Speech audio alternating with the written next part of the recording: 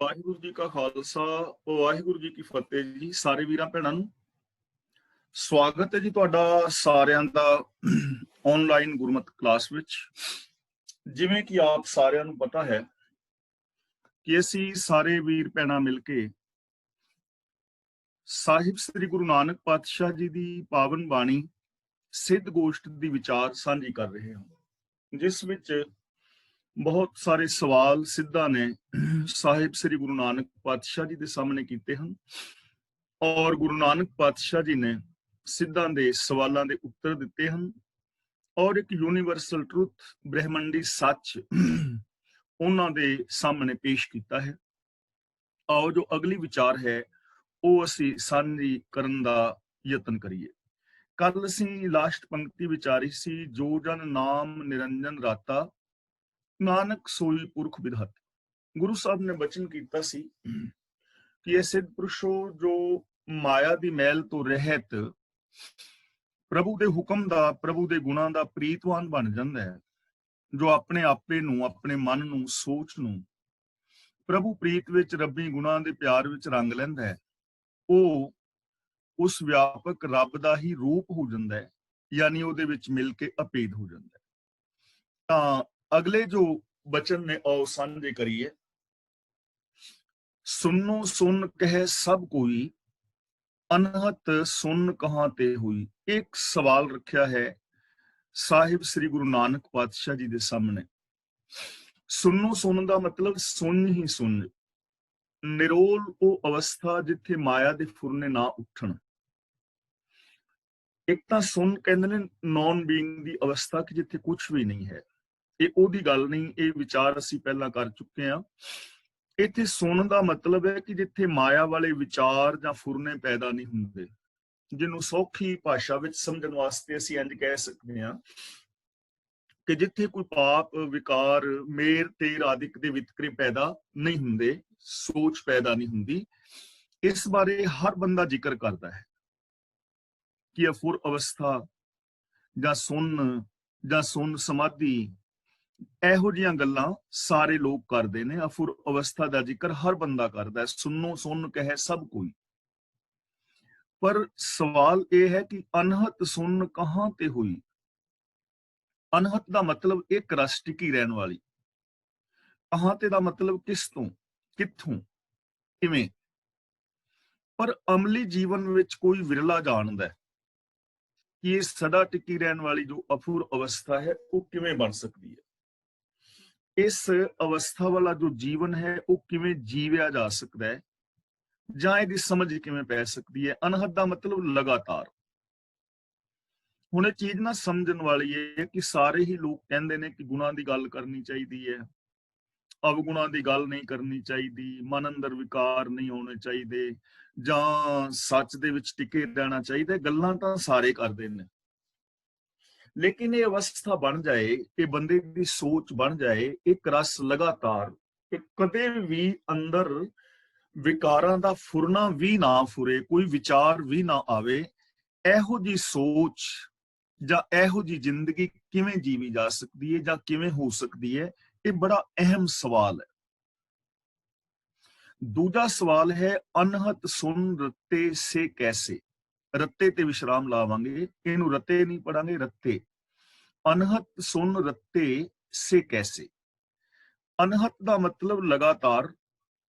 ਸੁਨ ਦੇ ਨੰਨੇ ਨਾਲ ਸਿਹਾਰੀ ਹੈ ਸੁਨ ਵਿੱਚ, ਯਾਨੀ ਅਫੁਰ ਅਵਸਥਾ ਵਿੱਚ। ਜਿਹੜੇ ਇਹੋ ਜੀ ਸੋਚ ਬਣਾ ਲੈਂਦੇ ਨੇ, ਜਿਨ੍ਹਾਂ ਦੀ ਸੁਰਤ ਇਹੋ ਜਿਹੇ ਅਵਸਥਾ ਵਿੱਚ ਟਿਕ ਜਾਂਦੀ ਹੈ ਕਿ ਜਿੱਥੇ ਕੋਈ ਵਿਕਾਰਾਂ ਦਾ ਫੁਰਨਾ ਨਹੀਂ ਫੁਰਦਾ, ਜਿੱਥੇ ਸਿਰਫ ਪੋਜ਼ਿਟਿਵ ਥਿੰਕਿੰਗ ਹੈ, ਸਕਾਰਾਤਮਕ ਸੋਚ ਹੈ, ਗੁਣਾਂ ਵਾਲੀ ਸੋਚ ਹੈ, ਸੱਚ ਵਾਲੀ ਸੋਚ ਹੈ। ਉਹ ਇਨਸਾਨ ਕੈਸੇ ਨੇ ਜਿਨ੍ਹਾਂ ਦੀ ਪ੍ਰੀਤ ਐਸੀ ਸੋਚ ਨਾਲ ਬਣ ਜਾਂਦੀ ਹੈ। ਉਹ ਕੈਸੇ ਨੇ, ਉਹਨਾਂ ਦੀ ਪਹਿਚਾਣ ਕਿਵੇਂ ਹੋਵੇ, ਉਹਨਾਂ ਨੂੰ ਅਸੀਂ ਕਿਵੇਂ ਸਮਝ ਸਕਦੇ ਹਾਂ ਕਿ ਉਹ ਕਿਹੋ ਜਿਹੇ ਨੇ। ਤਾਂ ਇਹਦਾ ਉੱਤਰ ਗੁਰੂ ਜੀ ਨਾਲ ਦੇ ਨਾਲ ਹੀ ਦੇ ਰਹੇ ਨੇ, ਜਿਸ ਤੇ ਉਪਜੇ ਤਿਸ ਹੀ ਜੈਸੇ। ਕਿ ਜਿਹਦੇ ਤੋਂ ਪੈਦਾ ਹੁੰਦੇ ਨੇ ਉਸ ਵਰਗੇ ਹੀ ਹੋ ਜਾਂਦੇ ਨੇ, ਯਾਨੀ ਉਹ ਰੱਬ ਵਰਗੇ ਹੀ ਹੋ ਜਾਂਦੇ ਨੇ। ਅਸੀਂ ਪੈਦਾ ਕਿੱਥੋਂ ਹੋਏ ਆ? ਅਵਲ ਅੱਲਾ ਨੂਰ ਉਪਾਇਆ ਕੁਦਰਤ ਕੇ ਸਭ ਬੰਦੇ। ਏਕ ਨੂਰ ਤੇ ਸਭ ਜਗ ਉਪਜਿਆ, ਕੌਣ ਭਲੇ ਕੋ ਮੰਦੇ। ਜਿਸ ਨੂੰ ਅਸੀਂ ਰੱਬ ਕਹਿੰਦੇ ਆ ਉਹ ਉਸ ਵਰਗੇ ਹੀ ਹੋ ਜਾਂਦੇ ਨੇ।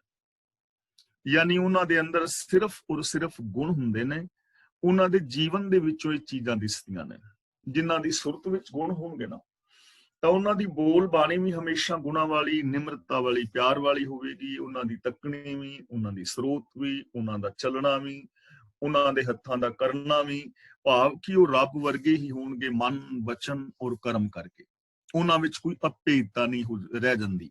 ਗੁਰੂ ਜੀ ਨੇ ਪਾਵਨ ਬਾਣੀ ਵਿੱਚ ਬਚਨ ਵੀ ਕੀਤਾ ਹੈ, ਆਪਾਂ ਕਈ ਵਾਰ ਇਹ ਸ਼ਲੋਕ ਸੁਣਿਆ ਹੈ ਕਬੀਰ ਜੀ ਦਾ, ਕਿ ਅਬ ਤੋਂ ਜਾਏ ਚੜ੍ਹੇ ਸਿੰਘਾਸਨ, ਮਿਲੇ ਹੈ ਸਾਰਿੰਗ ਪਾਣੀ, ਰਾਮ ਕਬੀਰਾ ਏਕ ਪਏ ਹੈ, ਕੋਈ ਨਾ ਸਕੇ ਪਛਾਣੇ।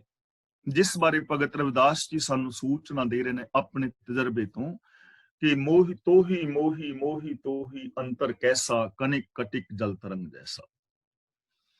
ਉਹਨਾਂ ਦੀ ਫਿਰ ਅਵਸਥਾ ਕੀ ਹੈ, ਕਿਵੇਂ ਜਾਣਿਆ ਜਾਏ ਉਹਨਾਂ ਨੂੰ? ਉਹ ਇਹ ਜਨਮ ਨਾ ਮਰਹਿ ਨਾ ਆਵੇਂ ਜਾਹੇ।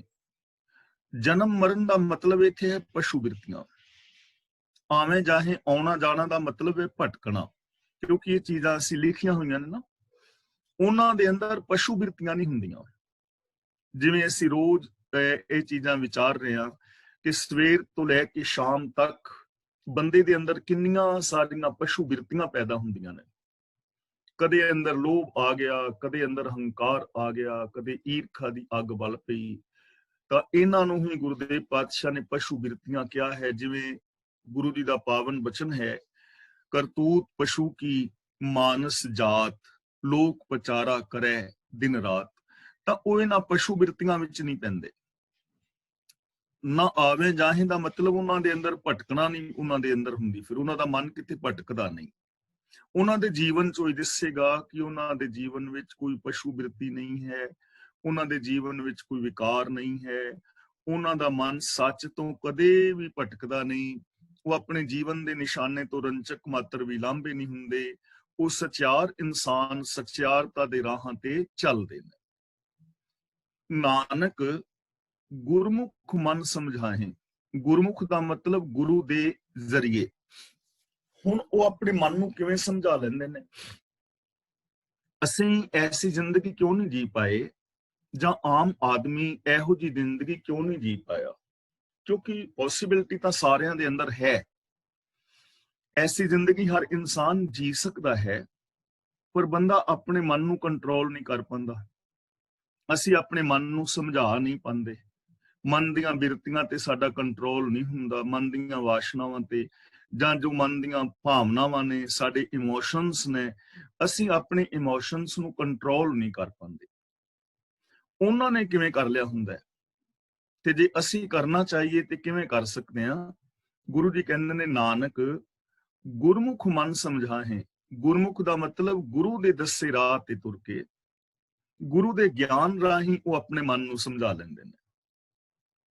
ਉਹਨਾਂ ਨੇ ਆਪਣੀ ਮੱਤ ਛੱਡ ਦਿੱਤੀ ਹੁੰਦੀ ਹੈ ਤੇ ਗੁਰੂ ਦੀ ਮੱਤ ਮੁਤਾਬਕ ਜ਼ਿੰਦਗੀ ਜੀਂਦੇ ਨੇ। ਗੁਰੂ ਗਿਆਨ ਮੁਤਾਬਕ ਫੈਸਲੇ ਲੈਂਦੇ ਨੇ।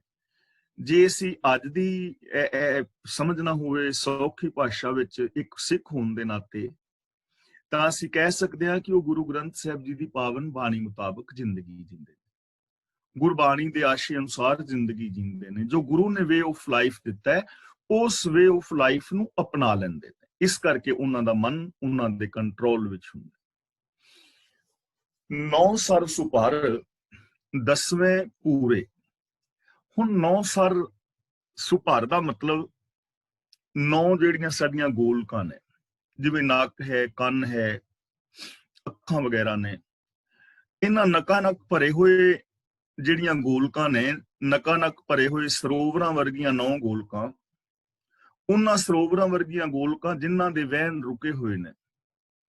10ਵੇਂ ਦਾ ਮਤਲਬ ਜਿਹੜਾ ਸਾਡਾ ਦਿਮਾਗ ਹੈ, ਜੋ ਗਿਆਨ ਦੀ ਅਵਸਥਾ ਹੈ, ਪ੍ਰਭੂ ਮਿਲਾਪ ਦੀ ਅਵਸਥਾ ਦੀ ਇੱਥੇ ਗੱਲ ਕਰ ਰਹੇ ਨੇ। ਤਾਂ ਸੱਚ ਦੀ ਬਰਕਤ ਨਾਲ ਜਦੋਂ 9 ਗੋਲਕਾਂ ਨਕਾਂ ਨੱਕ ਭਰੀਜ ਕੇ, ਭਾਵ ਬਾਹਰ ਦੇ ਵਹਿਣ ਬੰਦ ਕਰਕੇ, ਮਾਇਕ ਪਦਾਰਥਾਂ ਦੀ ਦੌੜ ਮਿਟਾ ਕੇ 10ਵੇਂ ਵਿੱਚ ਸਮਾਉਂਦੀਆਂ ਨੇ, ਭਾਵ ਰੱਬ ਦੀ ਮਿਲਾਪ ਦੀ ਅਵਸਥਾ ਵਿੱਚ ਜਾ ਪੈਂਦੀਆਂ ਨੇ। ਪੂਰੇ ਦਾ ਮਤਲਬ ਪੂਰੀਆਂ ਜਾਂਦੀਆਂ ਨੇ, ਉਹਦੇ ਵਿੱਚ ਜਾ ਕੇ ਪੈ ਜਾਂਦੀਆਂ ਨੇ। ਹੁਣ 9 ਸਰ ਸੁਪਰ ਨੂੰ ਇਹਨੂੰ ਥੋੜਾ ਜਿਹਾ ਅਸਾਂ ਸਮਝਣਾ ਹੈ। ਦੇਖੋ, ਆਮ ਕਰਕੇ ਸਾਡੀਆਂ ਅੱਖਾਂ ਰੱਜਦੀਆਂ ਨਹੀਂ ਨਾ ਇਸ ਸੰਸਾਰ ਨੂੰ ਵੇਖ ਵੇਖ ਕੇ। ਭਾਈ ਗੁਰਦਾਸ ਜੀ ਕਹਿੰਦੇ ਨੇ, ਅੱਖੀਂ ਵੇਖ ਨਾ ਰੱਜੀਆਂ ਬਹੁ ਰੰਗ ਤਮਾਸ਼ੇ। ਜੋ ਦੁਨਿਆਵੀ ਰੰਗ ਤਮਾਸ਼ੇ ਨੇ, ਪਰ ਤਨ ਔਰ ਪਰ ਧਨ ਨੂੰ ਤੱਕ ਤੱਕ ਕੇ ਇਹ ਅੱਖਾਂ ਰੱਜੀਆਂ ਨਹੀਂ, ਸੰਤੋਖ ਨਹੀਂ ਆਇਆ। ਬਾਹਰੀ ਵਾਸ਼ਨਾ ਲੈ ਲੈ ਕੇ ਮਨੁੱਖ ਦਾ ਨੱਕ ਰੱਜਿਆ ਨਹੀਂ। ਮਾੜੇ ਬੋਲ ਬੋਲ ਬੋਲ ਕੇ ਮਨੁੱਖ ਦੀ ਜ਼ਬਾਨ ਰੱਜੀ ਨਹੀਂ। ਹੱਥਾਂ ਦੇ ਨਾਲ ਮਾੜੇ ਕਰਮ ਕਰਕੇ ਜਾਂ ਚਸਕਿਆਂ ਵਾਸਤੇ ਵਰਤ ਕੇ ਬੰਦਾ ਕਦੇ ਸੰਤੋਖ ਵਿੱਚ ਆਉਂਦਾ ਨਹੀਂ। ਮਾੜੇ ਕਰਮ ਕਰ ਕਰਕੇ ਬੰਦਾ ਕਦੇ ਰੱਜਦਾ ਨਹੀਂ। ਅਸਲ ਦੇ ਅੰਦਰ ਸੈਟਿਸਫੈਕਸ਼ਨ ਉਦੋਂ ਹੀ ਹੁੰਦੀ ਹੈ ਜਦੋਂ ਬੰਦਾ ਸੱਚ ਦੇ ਨਾਲ ਜੁੜ ਜਾਂਦਾ ਹੈ।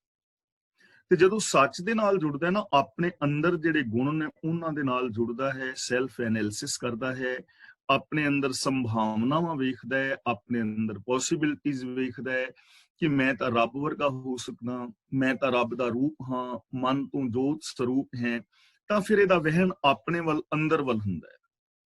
ਇਹ ਅੰਤਰਮੁਖੀ ਹੁੰਦਾ ਹੈ, ਭਾਵ ਕਿ ਸੱਚ ਦੇ ਨਾਲ ਜੁੜ ਜਾਂਦਾ ਹੈ।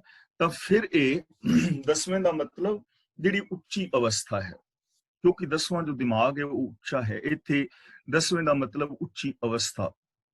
ਫਿਰ ਇਹਦਾ ਜਿਹੜਾ ਵਹਿਣ ਹੈ ਉਧਰ ਨੂੰ ਹੁੰਦਾ ਹੈ, ਪ੍ਰਭੂ ਮਿਲਾਪ ਦੀ ਅਵਸਥਾ ਵਾਲੇ ਪਾਸੇ ਇਹਦੀ ਸੋਚ ਹੋ ਜਾਂਦੀ ਹੈ।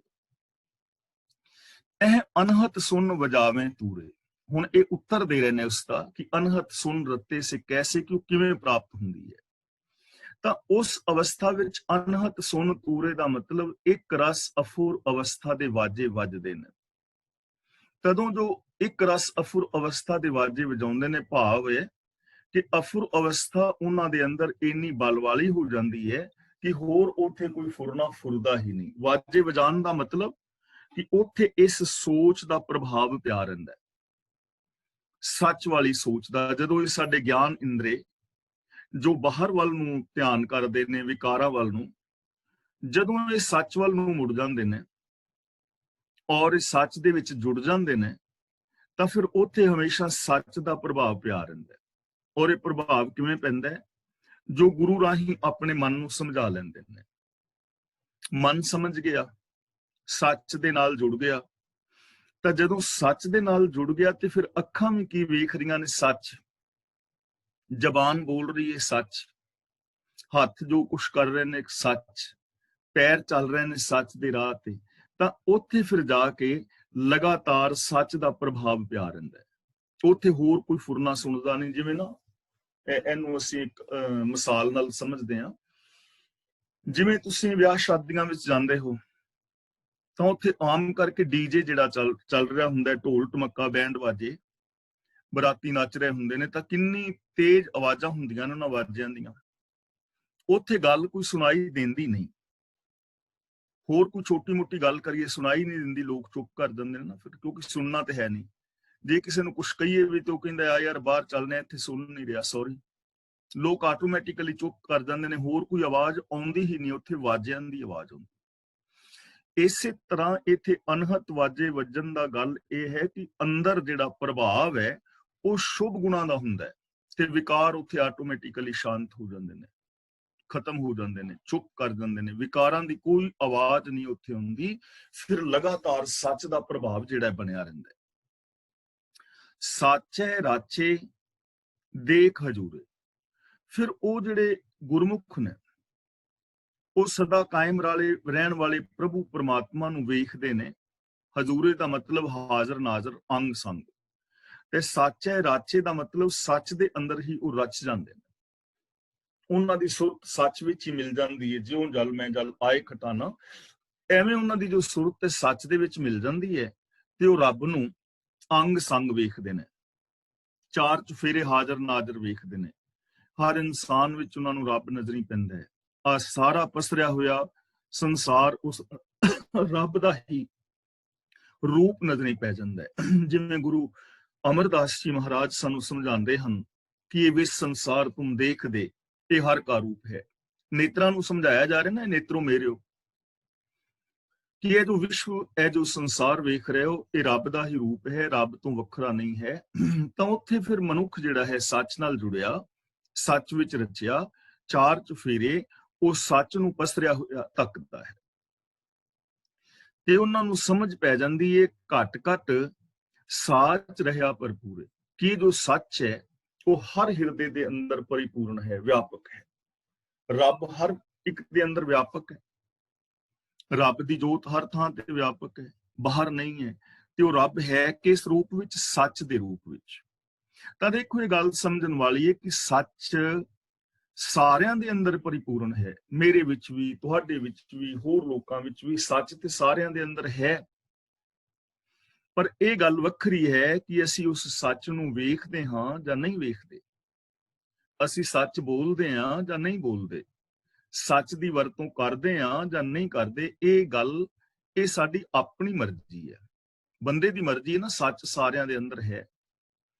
ਹੁਣ ਤੁਹਾਡੇ ਘਰ ਵਿੱਚ ਕਾਰ ਹੈ ਤੇ ਤੁਸੀਂ ਪੈਦਲ ਜਾ ਰਹੇ ਹੋ, ਤਾਂ ਤੁਹਾਡੀ ਆਪਣੀ ਮਰਜ਼ੀ ਹੈ ਕਿ ਤੁਸੀਂ ਪੈਦਲ ਜਾ ਰਹੇ ਹੋ। ਕਾਰ ਤੇ ਜਾ ਸਕਦੇ ਹੋ ਜੇ ਵਰਤੋਂ ਤੇ, ਜੇ ਕੋਈ ਵਰਤੇ ਹੀ ਨਾ, ਖੜੀ ਰਹੇ ਤੇ ਖੜੀ ਰਹੇ, ਖੜੀ ਖੜੀ ਖਰਾਬ ਹੋ ਜਾਏ, ਵਰਤੋਂ ਹੀ ਨਾ। ਸੱਚ ਤੇ ਅੰਦਰ ਹੈ, ਮੇਰੇ ਵਿੱਚ ਵੀ ਹੈ, ਤੁਹਾਡੇ ਵਿੱਚ ਵੀ ਹੈ। ਇਹ ਗੱਲ ਵੱਖਰੀ ਹੈ ਕਿ ਸੱਚ ਨੂੰ ਵਰਤੀਏ ਹੀ ਨਾ ਵਰਤੀਏ ਝੂਠ ਨੂੰ। ਤਾਂ ਗੁਰੂ ਜੀ ਕਹਿੰਦੇ ਨੇ ਉਹ ਜੋ ਗੁਰਮੁਖ ਇਨਸਾਨ ਨੇ, ਗੁਰੂ ਦੇ ਦੱਸੇ ਰਾਹ ਤੇ ਤੁਰਨ ਵਾਲੇ ਨੇ, ਹੈ ਜੋਗੀ ਜਨੋ, ਉਹਨਾਂ ਨੂੰ ਫਿਰ ਸੱਚ ਜਿਹੜਾ ਹੈ, ਰੱਬ ਜਿਹੜਾ ਹੈ, ਚਾਰ ਚੁਫੇਰੇ ਨਜ਼ਰੀ ਪੈਂਦਾ ਹੋਇਆ ਦਿਸਦਾ ਹੈ ਕਿ ਹਰ ਹਿਰਦੇ ਵਿੱਚ ਹੈ। ਤਾਂ ਉਸ ਸੱਚ ਨੂੰ ਵੇਖਣ ਲਈ ਜੰਗਲਾਂ ਵਿੱਚ ਜਾਣ ਦੀ ਲੋੜ ਨਹੀਂ, ਉਸ ਸੱਚ ਨੂੰ ਵੇਖਣ ਲਈ ਗ੍ਰਸਤ ਦੀ ਤਿਆਗ ਦੀ ਕਰਨ ਦੀ ਲੋੜ ਨਹੀਂ। ਸਗੋਂ ਇਸ ਸੰਸਾਰ ਦੇ ਅੰਦਰ ਰਹਿੰਦਿਆਂ ਗੁਰੂ ਗਿਆਨ ਨੂੰ ਅਪਣਾ ਕੇ, ਗੁਰੂ ਜੀ ਦੇ ਗਿਆਨ ਅਨੁਸਾਰ, ਗੁਰੂ ਦੇ ਦਿੱਤੇ ਵੇ ਆਫ ਲਾਈਫ ਨੂੰ ਅਪਣਾ ਕੇ ਜੀਵਨ ਦੇ ਅੰਦਰ ਸੱਚ ਨੂੰ ਪ੍ਰਗਟ ਕਰਨ ਦੀ ਲੋੜ ਹੈ। ਸੱਚ ਦੇ ਅੰਦਰ ਸੁਰਤ ਨੂੰ ਜੋੜਨ ਦੀ ਜ਼ਰੂਰਤ ਹੈ। ਗੁਪਤੀ ਬਾਣੀ ਪ੍ਰਗਟ ਹੋਏ। ਇਸ ਤਰ੍ਹਾਂ ਮਨੁੱਖ ਦੇ ਅੰਦਰ ਜੋ ਲੁਕਵੀਂ ਰੱਬੀ ਜੀਵਨ ਦੀ ਰੌਂ ਪ੍ਰਗਟ ਹੋ ਜਾਂਦੀ ਹੈ, ਭਾਵ ਕਿ ਜਿਸ ਨੂੰ ਉਹ ਆਪਣੇ ਅੰਗ ਸੰਗ ਤੇ ਸਭ ਵਿੱਚ ਵਿਆਪਕ ਦਿਸ ਪੈਂਦਾ ਹੈ। ਗੁਪਤੀ ਬਾਣੀ ਦਾ ਗੂੜ ਅਰਥ ਸਾਫ਼ ਹੋ ਜਾਂਦਾ ਹੈ। ਜਿਸ ਵੱਲ ਬਾਣੀ ਇਸ਼ਾਰੇ ਕਰਦੀ ਹੈ ਉਹ ਪ੍ਰਗਟ ਹੋ ਜਾਂਦਾ ਹੈ। ਗੁਪਤੀ ਬਾਣੀ ਦਾ ਮਤਲਬ ਜੋ ਸਾਡੇ ਅੰਦਰ ਸਿਫਤ ਸਲਾਹ ਹੈ ਉਹ ਪ੍ਰਗਟ ਹੋ ਜਾਂਦੀ ਹੈ। ਜਿੱਧਰ ਬਾਣੀ ਇਸ਼ਾਰੇ ਕਰ ਰਹੀ ਹੈ, ਸਾਨੂੰ ਗੁਰਬਾਣੀ ਦੱਸਦੀ ਹੈ ਨਾ, ਘੱਟ ਘੱਟ ਮੈਂ ਹਰ ਦੂ ਬਸੇ, ਤਾਂ ਉਹ ਸਾਡੇ ਅੰਦਰ ਪ੍ਰਗਟ ਹੋ ਜਾਂਦਾ ਹੈ। ਇੱਥੇ ਬਾਣੀ ਦਾ ਮਤਲਬ ਸਿਫਤ ਸਲਾਹ ਦੀ ਬਾਣੀ, ਜਿਹੜੇ ਰੱਬੀ ਗੁਣ ਨੇ ਉਹ ਸਾਡੇ ਅੰਦਰੋਂ ਪ੍ਰਗਟ ਹੋ ਜਾਂਦੇ ਨੇ। ਸਾਡੇ ਅੰਦਰੋਂ ਉਹ ਚੀਜ਼ ਪ੍ਰਗਟ ਹੋ ਜਾਂਦੀ ਹੈ ਜਦੋਂ ਅਸੀਂ ਉਸ ਨੂੰ ਪ੍ਰਗਟ ਕਰਾਂਗੇ, ਸੱਚ ਬੋਲਾਂਗੇ, ਦਇਆ ਦੇ ਧਾਰਨੀ ਹੋਵਾਂਗੇ, ਤਾਂ ਉਹ ਪ੍ਰਭੂ ਦੀ ਸਿਫਤ ਸਲਾਹ ਦੀ ਜੋ ਬਾਣੀ ਹੈ ਸਾਡੇ ਅੰਦਰੋਂ ਹੀ ਪ੍ਰਗਟ ਹੋ ਜਾਏਗੀ। ਹੁਣ ਅਸੀਂ ਜ਼ਬਾਨ ਤੋਂ ਝੂਠ ਨਿੰਦਾ ਬੋਲਦੇ ਹਾਂ ਨਾ, ਲੇਕਿਨ ਜਦੋਂ ਸੱਚ ਦੇ ਨਾਲ ਜੁੜਾਂਗੇ ਤੇ ਫਿਰ ਝੂਠ ਨਿੰਦਾ ਨਹੀਂ ਬੋਲਾਂਗੇ। ਹੁਣ ਅਸੀਂ ਬੋਲ ਰਹੇ ਹਾਂ ਈਰਖਾ ਦਵੈਸ਼ ਵਾਲੇ ਬੋਲ, ਤਾਂ ਫਿਰ ਅਸੀਂ ਈਰਖਾ ਦਵੈਸ਼ ਵਾਲੇ ਬੋਲ ਨਹੀਂ ਬੋਲਾਂਗੇ। ਅੰਦਰੋਂ ਸਿਫਤ ਪ੍ਰਗਟ ਹੋ ਗਈ ਨਾ, ਸੱਚ ਪ੍ਰਗਟ ਹੋ ਗਿਆ, ਰੱਬ ਪ੍ਰਗਟ ਹੋ ਗਿਆ, ਗੁਪਤੀ ਬਾਣੀ ਪ੍ਰਗਟ ਹੋ ਗਈ ਸਿਫਤ ਸਲਾਹ ਦੀ। ਨਾਨਕ ਪਰਖ ਲਏ ਸੱਚ ਸੋਏ, ਨਾਨਕ ਤੇ ਰੁਕਾਂਗੇ, ਨਾਨਕ ਪਰਖ ਲਏ ਸੱਚ ਸੋਏ। ਸੋਏ ਦਾ ਮਤਲਬ ਉਹ ਮਨੁੱਖ, ਤਾਂ ਫਿਰ ਉਹ ਮਨੁੱਖ ਜਿਹੜਾ ਹੈ ਸੱਚ ਨੂੰ ਪਰਖ ਲੈਂਦਾ ਹੈ, ਸੱਚ ਦੀ ਕੀਮਤ ਸਮਝ ਲੈਂਦਾ ਹੈ। ਨਾਨਕ ਪਰਖ ਲਏ ਸੱਚ ਸੋਏ। ਸੋਏ ਦਾ ਮਤਲਬ ਉਹ ਮਨੁੱਖ ਜੋ ਸੱਚ ਦੇ ਨਾਲ ਜੁੜਿਆ ਹੋਇਆ ਨਾ, ਉਹ ਫਿਰ ਸੱਚ ਦੀ ਕੀਮਤ ਨੂੰ ਪਰਖ ਲੈਂਦਾ ਕਿ ਸੱਚ ਦੀ ਕੀਮਤ ਵਾਸਤਵ ਦੇ ਵਿੱਚ ਹੈ ਕੀ ਹੈ। ਹੁਣ ਕੀਮਤ ਨੂੰ ਕੌਣ ਜਾਣੇਗਾ? ਜੋ ਸੱਚ ਨੂੰ ਬੋਲੇਗਾ। ਵੈਸੇ ਅਖਰੀ ਗਿਆਨ ਕਿਸੇ ਨੂੰ ਹੋ ਸਕਦਾ ਹੈ ਕਿ ਉਹ ਸੱਚ ਬਾਰੇ ਬਹੁਤ ਕੁਝ ਪੜ੍ਹ ਲਵੇ, ਸੱਚ ਬਾਰੇ ਵਿਆਖਿਆਨ ਕਰੇ, ਪਰ ਸੱਚ ਦਾ ਆਨੰਦ ਤਾਂ ਮਾਣੇਗਾ ਜੇਕਰ ਉਹ ਸੱਚ ਨੂੰ ਵਰਤੇਗਾ। ਮਿਸਾਲ ਵਜੋਂ ਹੁਣ ਅਸੀਂ ਇੱਥੇ ਬੈਠੇ ਹਾਂ ਤੇ ਅਮਰੀਕਾ ਬਾਰੇ ਅਸੀਂ ਪੜ੍ਹ ਲਈਏ, ਅਮਰੀਕਾ ਬਾਰੇ ਕੋਈ ਕਿਤਾਬ ਪੜ੍ਹੀਏ ਔਰ ਉਹਦੇ ਬਾਰੇ ਅਸੀਂ ਲੈਕਚਰ ਵੀ ਕਰ ਦਈਏ, ਸਾਨੂੰ ਜਾਣਕਾਰੀ ਤਾਂ ਮਿਲ ਗਈ ਕਿ ਅਮਰੀਕਾ ਦੇ ਵਿੱਚ ਇਹ ਕੁਝ ਹੈ, ਲੇਕਿਨ ਇਹ ਕੁਝ ਕਹਿ ਕੇ ਪੜ੍ਹ ਕੇ ਉਹਦਾ ਅਸੀਂ ਆਨੰਦ ਨਹੀਂ ਮਾਣ ਪਾਵਾਂਗੇ। ਆਨੰਦ ਤੇ ਉਹਦਾ ਮਾਣਿਆ ਜਾਏਗਾ ਜਦੋਂ ਉੱਥੇ ਜਾ ਕੇ ਅਸੀਂ ਉਹਨਾਂ ਚੀਜ਼ਾਂ ਨੂੰ ਵੇਖਾਂਗੇ। ਜਿਹੜਾ ਬੰਦਾ ਉੱਥੇ ਜਾਏਗਾ ਫਿਰ ਉਸ ਚੀਜ਼ ਨੂੰ ਵੇਖੇਗਾ, ਫਿਰ ਉਸ ਨੂੰ ਤਜਰਬਾ ਹੋਏਗਾ, ਫਿਰ ਉਹ ਆਪਣੇ ਤਜਰਬੇ ਦੇ ਵਿੱਚੋਂ ਕਹਿ ਸਕੇਗਾ। ਜਿਵੇਂ ਅਸੀਂ ਮਿਸ਼ਰੀ ਦੇ ਸ਼ਰਬਤ ਦੀਆਂ ਗੱਲਾਂ ਕਰੀਏ ਕਿ ਮਿਸ਼ਰੀ ਦਾ ਸ਼ਰਬਤ ਬੜਾ ਸਵਾਦ ਹੁੰਦਾ ਹੈ, ਸੁਣਿਆ ਹੈ ਬੜਾ ਸਵਾਦ ਹੁੰਦਾ ਹੈ, ਪਾਣੀ ਪਾਈਏ, ਇਸ ਤਰ੍ਹਾਂ ਵਿੱਚ ਮਿਸ਼ਰੀ ਘੋਲੀਏ, ਇੰਨੀ ਮਿਸ਼ਰੀ ਘੋਲਣ ਦੇ ਨਾਲ ਸ਼ਰਬਤ ਬਣ ਜਾਂਦਾ ਹੈ, ਬੜਾ ਸਵਾਦ ਹੁੰਦਾ ਹੈ। ਹੁਣ ਬੇਸ਼ੱਕ ਸਾਨੂੰ ਮਿਸ਼ਰੀ ਦਾ ਸ਼ਰਬਤ ਬਣਾਉਣ ਦੀ ਥਿਊਰੀ ਅਸੀਂ ਪੜ੍ਹ ਲਈ ਹੈ, ਸਾਨੂੰ ਜਾਣਕਾਰੀ ਮਿਲ ਗਈ ਹੈ, ਲੇਕਿਨ ਉਹਦਾ ਸਵਾਦ ਨਹੀਂ ਆਇਆ। ਸਵਾਦ ਤਾਂ ਆਏਗਾ ਜੇ ਮਿਸ਼ਰੀ ਦਾ ਸ਼ਰਬਤ ਪੀਵਾਂਗੇ, ਸਵਾਦ ਉਦੋਂ ਆਏਗਾ। ਇਸੇ ਤਰ੍ਹਾਂ ਸੱਚ ਦੀਆਂ ਗੱਲਾਂ ਤੇ ਕੋਈ ਵੀ ਕਰ ਸਕਦਾ ਹੈ ਕਿ ਸੱਚ ਬੋਲਣ ਦਾ ਬੜਾ ਲਾਭ ਹੈ ਜੀ, ਸੱਚ ਬੋਲਣਾ ਚਾਹੀਦਾ ਹੈ, ਰੱਬੀ ਗੁਣਾਂ ਨਾਲ ਜੁੜਨ ਦਾ ਬੜਾ ਲਾਭ ਹੈ, ਰੱਬ ਦੀ ਰਜ਼ਾ ਵਿੱਚ ਤੁਰਨ ਦੇ ਇਹ ਫਾਇਦੇ ਨੇ।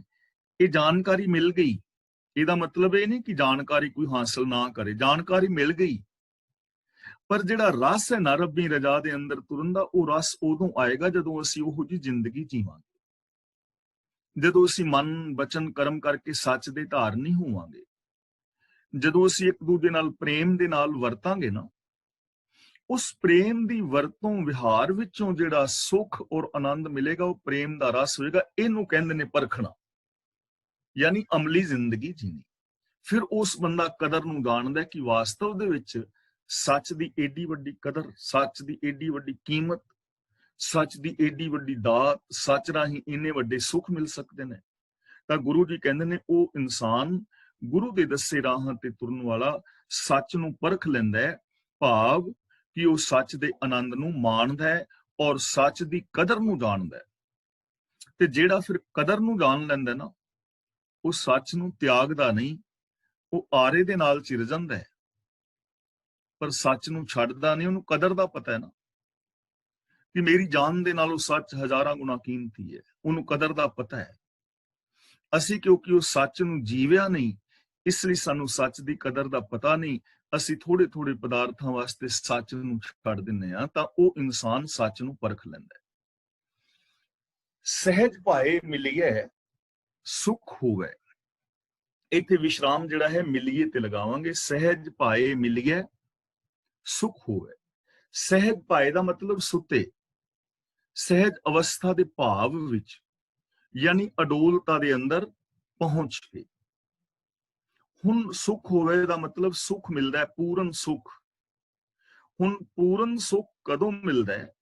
ਜਦੋਂ ਕੋਈ ਆਤਮਕ ਅਡੋਲਤਾ ਵਿੱਚ ਮਿਲ ਜਾਂਦਾ ਹੈ, ਜਦੋਂ ਕੋਈ ਰੱਬ ਦੇ ਵਿੱਚ ਮਿਲ ਜਾਂਦਾ ਹੈ, ਸੱਚ ਦੇ ਵਿੱਚ ਮਿਲ ਜਾਂਦਾ ਹੈ।